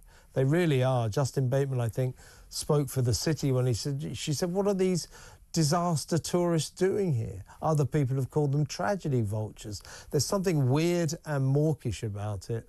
And once again, no doubt led by Meghan, these two have completely misjudged the situation. They've got it badly wrong, right? Absolutely. And I'm going to pretend for 1 second that their heart was in the right place. Bear with me. But if we pretend that their heart was in the right place, I'd remind you of the multiple neighbors that have complained about Harry and Meghan in Montecito, saying that they don't contribute to the community and they really don't understand what their value is in the Montecito community. Now, I worked all weekend collecting clothing, new with tags, clothing, diapers, dog food, everything you can think of to ensure that we get that to some of the victims of these fires. I did that in my own neighborhood. I did not drive to where I knew I was going to be caught on camera by Fox 11 or CBS LA. Harry and Meghan drove over, almost 200 miles to a place where they knew that they were going to be seen. They could have rallied in Montecito and done just as much, if not more, in their own neighborhood. But the reason they opted not to do that is because they wanted to be caught on camera. And Meghan, who's constantly wearing the skin of her deceased mother-in-law, Princess Diana, desperate for us to believe that she is similar to Diana. Why you are so different? Diana sat in hospices between midnight and 5 a.m. with people. We never heard about it until she died. Had Meghan casually been caught, on social media with a camera in Montecito doing this under the radar, we would be having a much different reaction. But she got in her car, she drove to practically a crime scene. Some of these are considered arson. And she wanted to be caught on the news cameras because she wanted to be recognized for her work. When you want to be recognized for your work, you're telling us that your ultimate objective is not to do good, it's to be seen in a certain way. And actions speak louder than words. She tormented the Queen and Prince Philip in the last few weeks and years of their lives. Yeah, look at that. There's a picture of her here hugging some victim. It's puke making, it really is. And here's the thing. You and I had a date, didn't we, on Wednesday? We were going to do a special kind of appearance on my show, maybe your podcast as well, to mark the fact, to watch the beginning of her cooking show with Love Meghan, which we've discussed at length already. Doesn't look too promising, to say the least. But it was due to come out, I think, on Wednesday, the 15th, right? So 2 days' time. She's cancelled that. Now, in some ways, I don't want to criticise her too much because we slammed her last week for allowing that Netflix trailer for With Love Meghan to come out one day after the hideous terrorist attack in New Orleans and in Las Vegas. It was very inappropriate. So the fact that she's now postponed the release of her programme being on Netflix in the light of the LA fires, I don't want to criticise her too much for, because you can't slam her for something one week and then not slam her for the same thing the next week. So, OK, fair enough.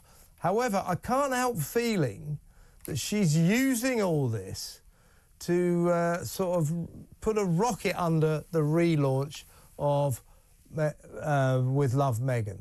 That somehow or other the delay, the postponement, will make it all that more exciting. She's utilising, I think, the LA disaster, the catastrophe of the fires, to make the launch of With Love Meghan a little bit more interesting. And God knows it needs to be a little bit more interesting. See what I mean? She's utilising this fire, I think.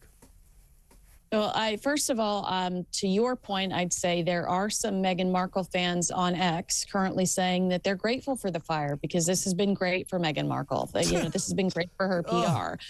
So that kind of is in line what you're saying. I have another suggestion for you. I have a friend that's on Bravo, very familiar with the production side of reality TV and is on reality TV. And she suggested to me that this was an opportunity for Meghan to go back and edit this show that has been make it less boring. yeah, which has been good luck with that. destroyed.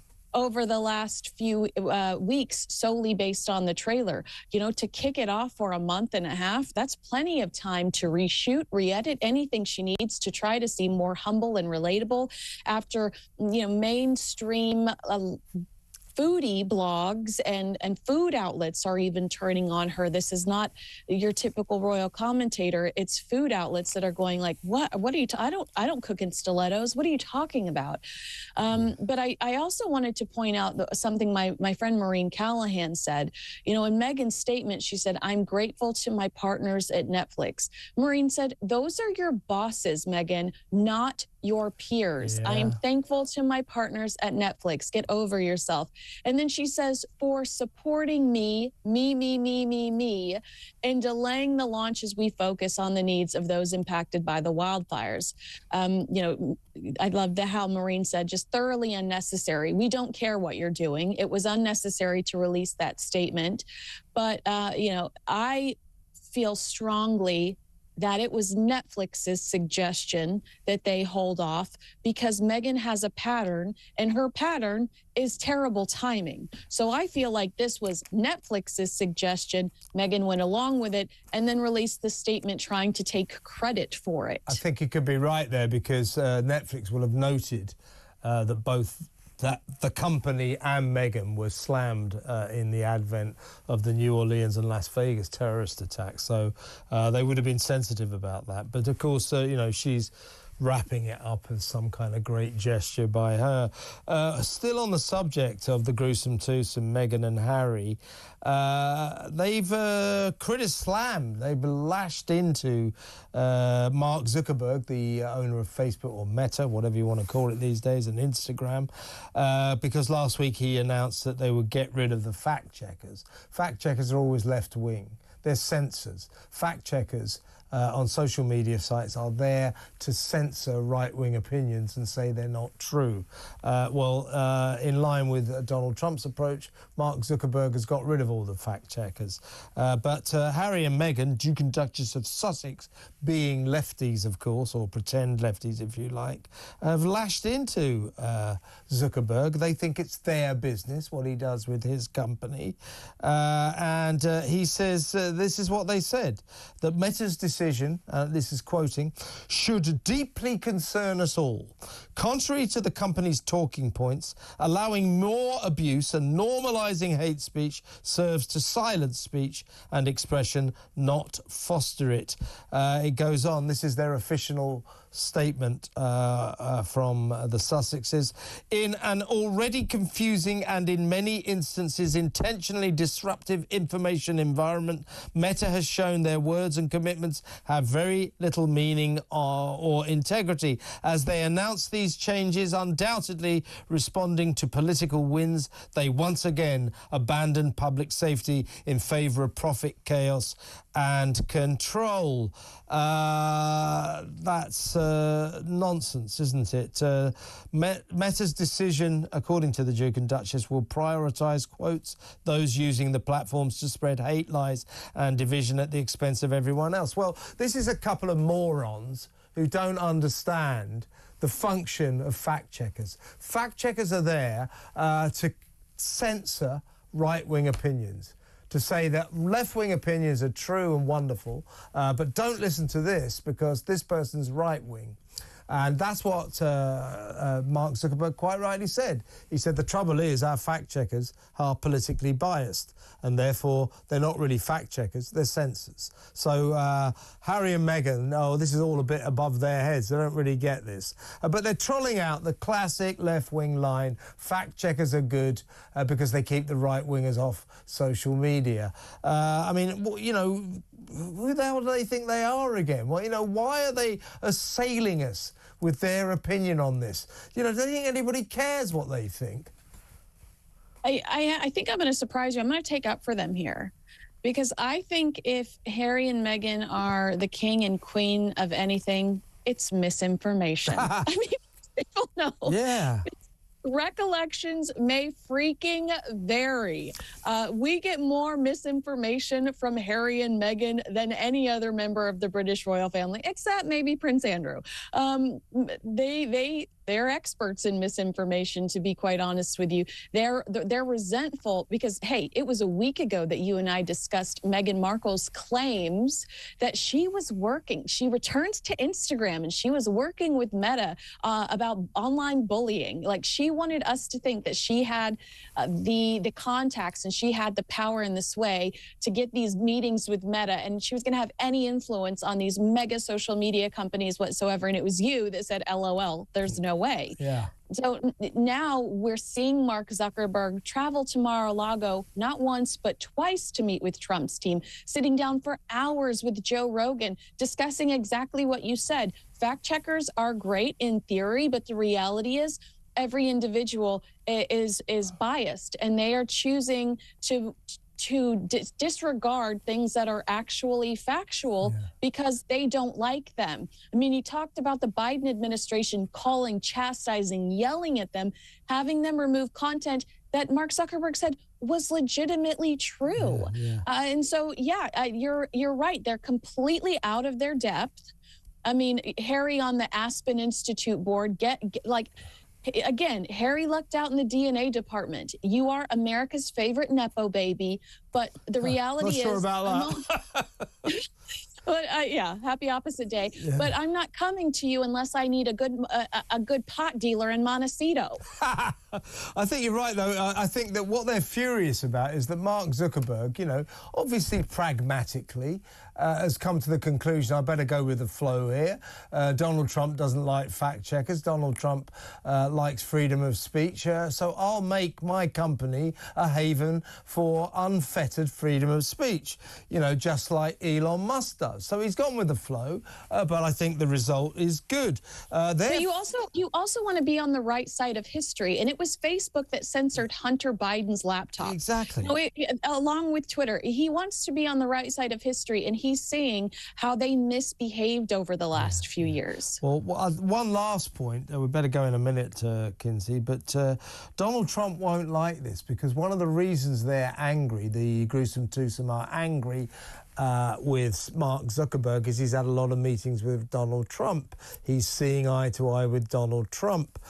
So they're essentially saying, damn you, Donald, and damn you, Mark. Well, Donald may take a dim view of all this, which might put Harry's visa to live in the United States at some risk. So Harry, idiot that he is playing with fire here, isn't he?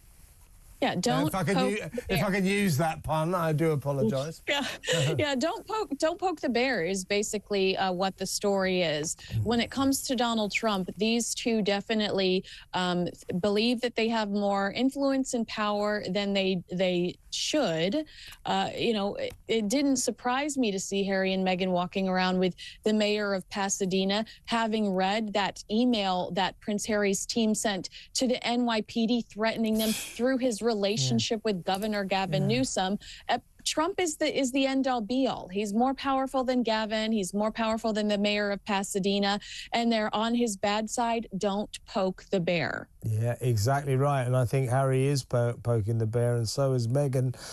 There may be trouble ahead, Kinsey, but we will report every step of the way. Brilliant to talk to you, as always. Have a great week. We'll talk again later. Kinsey Schofield there, royal commentator on the gruesome twosome. Tragedy vultures, disaster tourists, or just decent people who just want to do the right thing when the cameras are present. Know what I'm saying? 03444991000. Your calls and your comments next. Stay right where you are.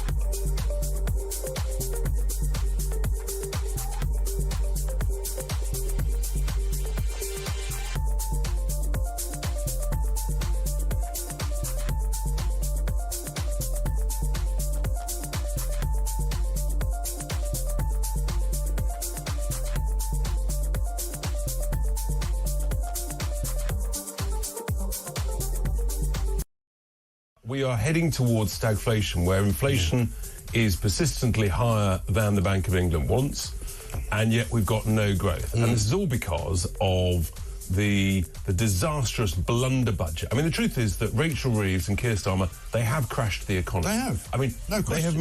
they have made the Liz Truss quasi-Kwarteng budget literally look like a walk in the park, a breeze compared to what is going on at the moment.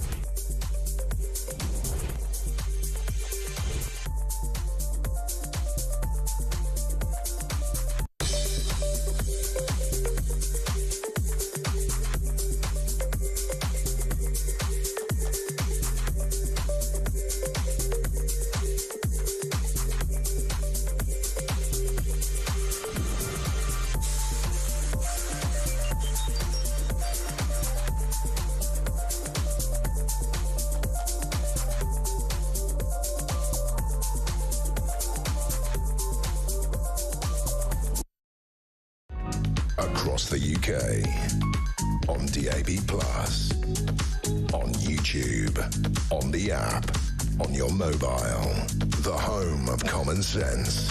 This is Talk.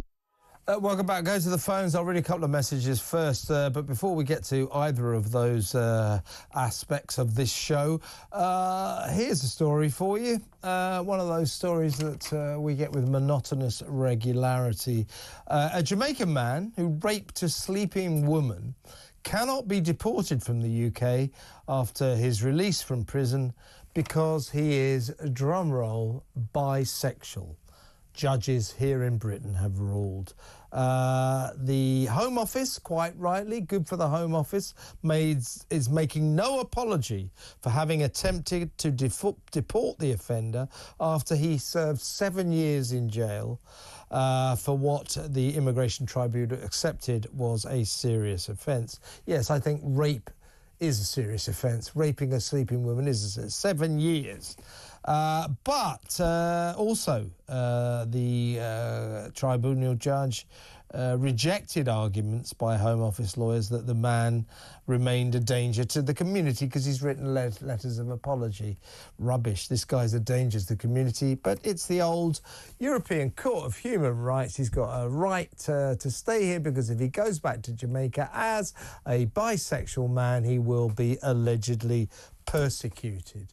I mean, two things about that. What a ridiculous reason for letting this guy stay. And secondly, if he gets persecuted back in Jamaica, he's a rapist. Watch my lips. I don't care. And I don't think anybody else does. Why are we protecting monsters like this? He's a rapist. He came here, raped someone, did 7 years in jail. That's how serious this was. And now we're letting him stay because he might get persecuted because of his sexuality when he's back in Jamaica. I don't think he would be, by the way. That's another aspect to this, but unbelievable. 0344 499 1000. Here's one. This is a couple of messages.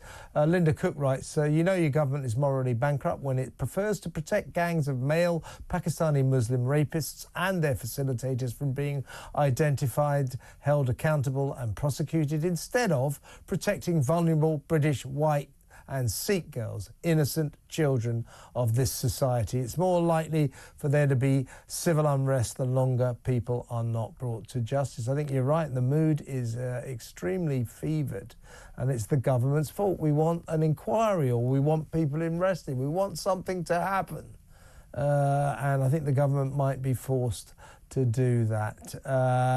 Here's one from Ted. Groomers, child murderers, torturers and rapists. The only way immediate action and long jail sentences would be if the perpetrators were white Christian men and the young girls were of Pakistani descent. I think that two-tier justice, that's not a bad point to make. That's not a bad point to make. Two-tier justice. You know, we do tiptoe around Muslims. We tiptoe around the Islam community. And they get different shakes to the rest of us. It's as simple as that. This is from Peter Bryan. Islam and Muslim men are the problem, treating women as being inferior to men. It's in their culture and their religion, from Pete. Well, not all of them, of course. We've got to be careful here. You know, I don't want to say every Muslim Pakistani man is some kind of weird rapist, but all of these gangs that raped, persecuted, drugged, paedophile raped, sexually abused, tortured these kids, these little kids, for years on end, for 2 decades. They were predominantly British men of Pakistani origin, and some of them were actually from Pakistan. Pakistani Muslims, basically. So we've got a problem there, haven't we? This is one from Ted again. Renewable energy. Ed Miliband will reduce your bills to zero. Because you don't have to pay anything when you get power cuts. It's a good point. Power cuts are coming our way, sure as night follows day. I'll try to read out a few more messages a little later, but first we better go to the phones. First up, Chris in Cambridgeshire. Hello, Chris. You want to talk about Shamima? What would you like to say? Well, hi, Kevin. Yeah, one little thing just before that. Your man who did all the rape, etc., surely the safety of the majority outweighs the, shall we say, the thoughts... You might have thought so, wouldn't you, Chris? You might have thought so. You would think so. But this is the European Court of Human Rights.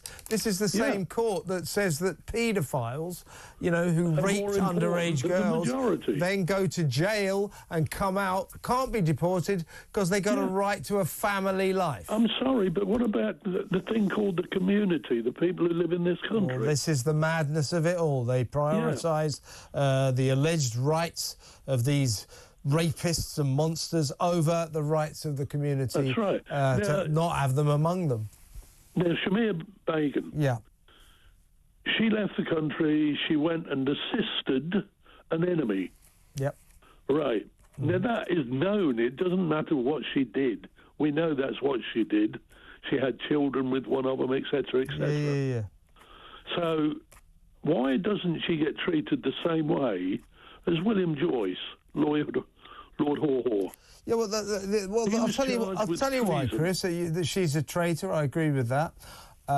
She's also a terrorist, ISIS bride and all that. I'll tell you why she doesn't get treated the same is that she's abroad. She's in Syria. So the British attitude is we took your citizenship away, Shamima, and frankly, you're none of our business. You enjoy as far as I'm concerned, she should never come back. Well, quite. If she does, well, because that's the same way as him. No, but that's at the heart of the matter. You know, that's what the apologists for us say. Oh, she's our responsibility. We've got to bring her back. And she should be tried here. I say no. They'd let her go, wouldn't they? Well, probably, but it will cost us. It will cost us a fortune to watch her. She'd have to be watched on a 24/7 basis by MI5, by the police. She'd be a security risk. She shouldn't. She should be straight inside for life. Yeah, but she'd have to do a trial first. Yeah. We can't just put her in jail. She'd be tried for treason. Yeah, treason, terrorism, you name it. Well, treason, because... but I don't care about that, Chris. I just don't want her to come back. No, neither do I. So she can stay in the Syrian desert and rot, as far as I'm concerned. I totally agree with you. But if we're stuck with some fool who brings her back, that is what has got to be done to her. Yeah, but I agree with that. But that is at the heart of the matter. She must not be brought back. Yeah. You must stop her coming back. You know, she's probably on the cusp of being released from this sort of prison tent jail in Syria. But hey-ho, enjoy the desert, Shamima, because you ain't coming back here. I take your point, though, Chris. Good point and good call. Thank you for ringing. Chris in Cambridgeshire. We've still got time. Let's go to Laura Jane in Hampshire. Hello, Laura Jane. What would you like to say? Ian Collins this afternoon interviewed somebody. Ian Collins. Who's that? I don't think I know the name, do I?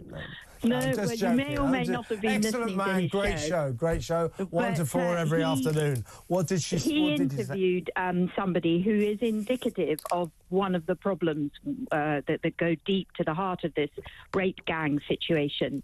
Yeah. She is a practicing Muslim, and you know, that's fine. I'm a practicing Roman Catholic. Everybody's entitled to their own religion. But what she was saying was that we should be not focusing on the background, the religion, the culture, that is irrelevant, and we must focus on the victims. I mean, I'm summarising here, but basically that's indicative of the problem. We actually need to focus on this because we need to find out why. Well, we sort of know why, because I think it was you who interviewed a gentleman who's written a book. He's no longer a practicing Muslim, but he's written several books on the subject of this sort of cultural as well as religious. And the gentleman said very firmly... Is that Rakib Asen, I think, Dr. Rakib Asen? Yeah. That the Quran basically does say, the Prophet Muhammad was keen on not such nice behaviour to young people, and that therefore it is okay. And so it's very difficult to deny that this is a cultural as well. Yeah, you're right, Laura Jane. You're absolutely right. Labour politicians, Wes Streeting, only last Friday in The Guardian, said, we're going to be careful about this rhetoric. Now, people in the Labour Party, actually Corbynistas, even left-wingers in the Labour Party, to be fair, people surrounding Anne Cryer, who was a Labour MP, very close to Jeremy Corbyn, but to her eternal credit, she was the first one to break ranks and say something is going on here. Pakistani men are preying on white, vulnerable young girls. People around her, she's rather old now, but her son, who is a lord, and her former aide are saying, no, don't ignore the ethnicity of the perpetrators of this horror. They were Pakistani Muslim men. And to try to obfuscate that, to try to hide that, to try to sweep that under the carpet is exactly why this horror happened in the first place. That too many hand-wringing white middle-class people, terrified of being accused of Islamophobia or racism, turned a blind eye and let it happen.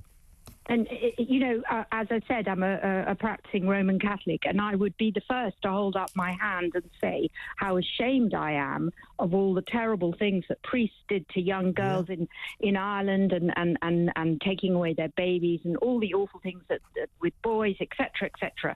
We must call these things out, and we must call it out as Catholics and make sure that whoever the Pope is, etc., etc., and the Church of England has had a similar problem. None of us, well, I say none of us are ashamed. Of course we're ashamed, but none of us have let the Archbishop of Canterbury get off scot-free because he's had to resign. Far from it. He's gone. He's not even allowed to be a local vicar anymore. And why is that? Then why is it another religion is allowed to get away with it in case we offend? Well, hopefully they don't.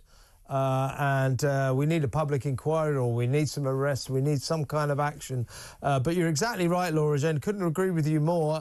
To ignore the ethnicity of the perpetrators of these mass gang rapes, thousands and thousands of innocent white victim girls, vulnerable girls, to ignore that would be another terrible crime. So we must focus on who it was who did this and try to find out why. Laura Jane, very good call. Thank you very much. Call me again, Laura Jane in Hampshire. Let's go to break. When we come back, more of your calls. Stay where you are.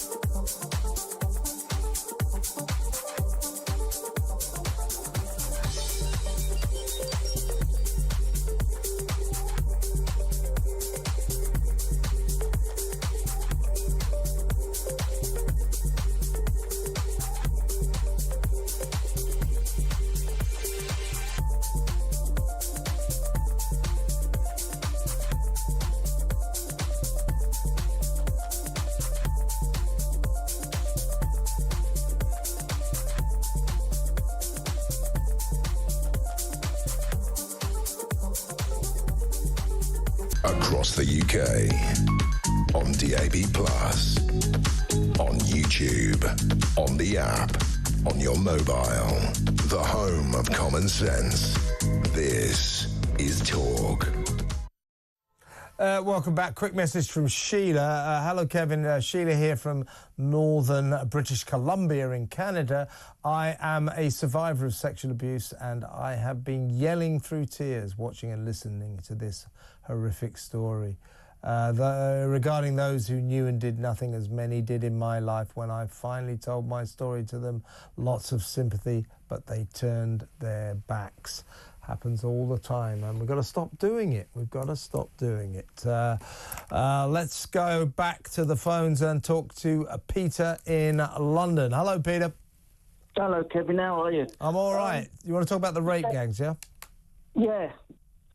It's a generational thing, similar to what's happening in Gaza.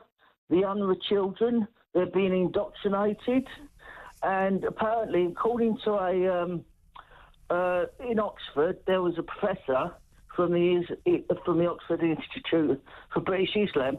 He said it's being taught in mosques as well. Yeah. So this is down to the imams.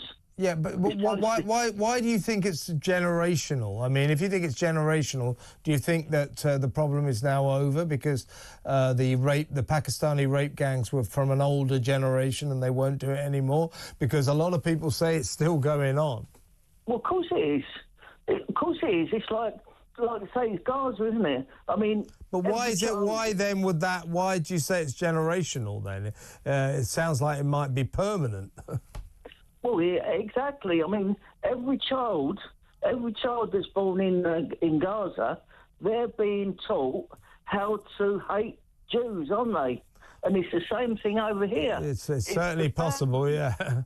And I had a call last week, Peter, from a guy called Mohammed, who's a former Muslim. He quit the religion in disgust, and he said that through a middle-aged guy now, but he said throughout his childhood, his teens and his early 20s, he was taught by older Pakistani Muslim men, because he's of the Pakistani origin, to look down on white young girls, white women, that as far as his culture was concerned, they were the scum of the earth.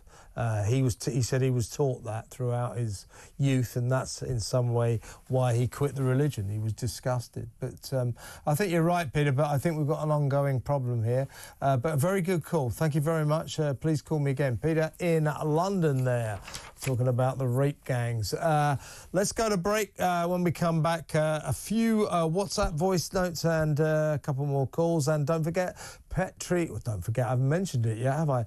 Petri Hoskin will be in at 10 p.m. to take you through from 10 p.m. until 1 a.m. with Nightlife. That's her show. So she'll be in just a little while to tell you what she's got lined up for your entertainment. So lots still to come. Stick around.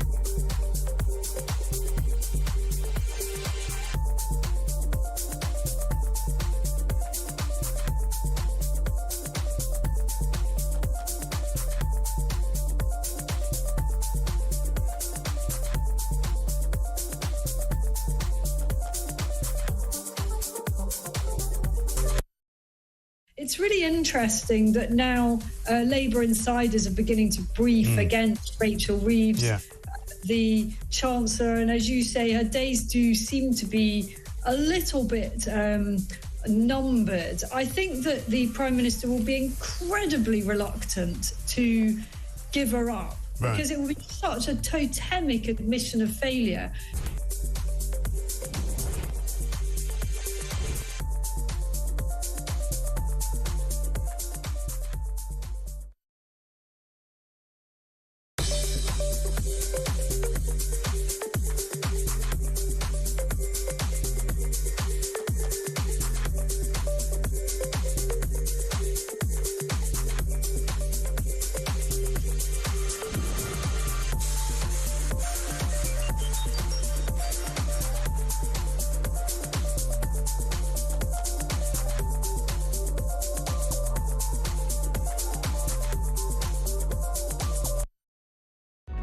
Across the UK, on DAB+, on YouTube, on the app, on your mobile, the home of common sense. This is Talk. Quick interesting WhatsApp. This is from Andy, talking about Reform UK. I was kind of surprised to see Nigel Farage on the telly last Friday going, oh, we've got to think again about Shamima Begum. She's not that bad of an ISIS killer, and therefore maybe the best place would be for her to be back in Britain in a high-security jail. I say no. Zia Yousaf, the chairman of Reform UK, sort of doubled down on that. It seems to be official Reform UK policy, just saying again that perhaps the best place for her would be back here. Well, why? Who cares? Leave her in the desert. She's not really going to be much of a threat to us. It would be safer if she was back here. No, it wouldn't. Be much safer if she wasn't back here. I'm not quite sure what this is all about, but I say, Shamima, you can't come back because you're not a British citizen anymore. Let's quickly go to the... Ernie, stay where you are. I'll talk to you in just a second. First up, some WhatsApp voice notes. First of all, Pete on the Welsh Refugee Council's Young Girls video. Hi, Kev. You talk about the children in that video being brainwashed. Personally, I think of them as being groomed over a period of time. In some cultures, those girls, sadly, are going to be seen as literally white bait. So, yeah, I think they've got a lot to explain and answer regarding that video. It is a form of grooming. These kids are being brainwashed into this kind of be kind, liberal, sort of left-wing viewpoint, groupthink. As I said earlier, I mean, it's not the priority problem here. You know what the priority problem is, but underlying it is this problem of the fact that these kids are only 11, are basically being brainwashed by their left-wing teachers. Be kind to migrants. Well, I say leave them until they're old enough to work out their own minds, whether or not they feel we should have more and more migrants living here. When they're old enough to form an opinion, they may decide against it. But right now they're being brainwashed into never being able to have a different opinion to their left-wing teachers and the Welsh Refugee Council. That's not right. Here's Susan on the grooming gangs. Hiya, Kev. It does make you laugh, doesn't it? Elon Musk, how dare he comment on something? Him being a foreigner. Well, I never. You can call him foreigner, but oh, you must not mention Pakistani rapists, men who actually choose to rape white young girls. How strange is that? Maybe we should call them foreigner rapists. Maybe that would sound better for the twits. Well, Susan, welcome to modern Britain. Very good point, though. As I said earlier, Elon Musk, if he wants to make comments, get involved in British politics, what's to stop him? What's wrong with it? I mean, you might find it annoying, but we have to allow it. This is an open democracy, allegedly, with free speech. So crack on, Elon, I say. And here's finally Emma on Keir Starmer. As if this government hasn't got enough disastrous matters to deal with. Our two-tier leader comes out today and talks about AI. Should he not be focusing on the mounting problems that are arriving at his doorstep right now? He has upset so many corners of this country, yet instead of delivering an answer to those problems, he takes on yet another matter. This country is being led up a cliff by him. This man's got to be stopped before he literally takes us over the edge, and then there's no going back. It's a very good point, Emma. I couldn't agree more. I'm getting really worried about this guy. As for his AI speech, that would have been inspired by Tony Blair, who's obsessed with embracing the wonders of AI. Keir Starmer says it will create thousands of new jobs. Yeah, here's the kind of problem, though. I'm not against AI, but it will destroy millions of old jobs. That's the whole point about AI. It's going to get rid of the need for millions of human jobs. That's a conundrum that this government's going to have to deal with, and Keir Starmer doesn't seem to be across it. He just thinks it's going to create loads of new jobs. Yeah, and destroy millions of old jobs. Simple as that. Right, let's go back to the phones. We've got a new caller here. Love new callers. Don't make it the last. Let's talk to Ernie in Bexley Heath. Welcome to the show, Ernie. You want to talk about the rape gangs? What would you like to say? Yeah. I was just watching a programme on the telly, and they've gone on about the they carried out 249 pages, whatever it was, and they talked on, but it's all about in the home, the abuse and that in the home. Why didn't they say this has got to be expanded to cover the rape? Are you talking about the child sex abuse inquiry, the J report in 2014, which, as you say, Keir Starmer and the gang, they're trying to pass this off. Oh, we've already had a grooming gang inquiry. No, we haven't. The J report was into child sexual abuse generally, not grooming gangs. And as you quite rightly say, Ernie, to prove that point, the J report was 268 pages. There was one mention of Rotherham. In Rotherham, there were at least 1,400 victims. So we haven't had a grooming gang inquiry. Yeah, but they didn't say that was a grooming gang, did they? No, it wasn't a grooming gang inquiry. You're exactly right. Yeah, but the thing that annoys me, I mean, I think the man's an absolute pillock anyway, but, you know, I mean, he struts about giving it to Bigham. He was in charge of the Crown prosecution, and when they said, "Oh, you've done things wrong," and he went, "Oh yeah, I'm sorry." What a poor, pathetic. Well, I don't think he really has apologised. He seemed to think he was a great sort of campaigner, a great warrior who tackled this problem. Well, here's the deal, and if you want the chronology of it, Keir Starmer, Mr. Keir Starmer, became Director of Public Prosecutions in charge of the Crown Prosecution Service in 2008. Everybody knew the grooming gang scandal was going on then and had been for many years, back to the mid-90s. The Times newspaper splashed it all over its front page in 2011. How many grooming gang members were prosecuted during the tenure of the DPP Keir Starmer from 2008 to 2013? I know, none whatsoever. He said, I put in place the machinery for grooming gang members to be prosecuted. Yeah, took your time, mate. Didn't actually prosecute any yourself. Scandal. Ernie, that's why Keir Starmer doesn't want a public inquiry, because he won't come out of it looking too good. Ernie, really good call. So you're a new caller. Don't make it your last call. Call me again. It was good to talk. Thank you very much. Ernie in Bexley Heath. And guess who's in the studio? It's Patrick Hoskin. Hello. It is. How are you? I'm very well. Good weekend? Yeah, not bad, yeah. You know. Too short, aren't they? Yeah, they are. I think everybody thinks that on a Monday. I spent the entire weekend panicking about it being over soon. Yeah, I know. Literally. What do you got coming up in your show? Right, we're going to address the LA wildfires again, because tomorrow the winds are going to reach 90 miles an hour. Now, when it first started, they were 80 miles an hour. So they are really, real concerns. Let me tell you about those winds. They're called the Santa Anas. The Santa Anas, yeah. I mean, it is literally sometimes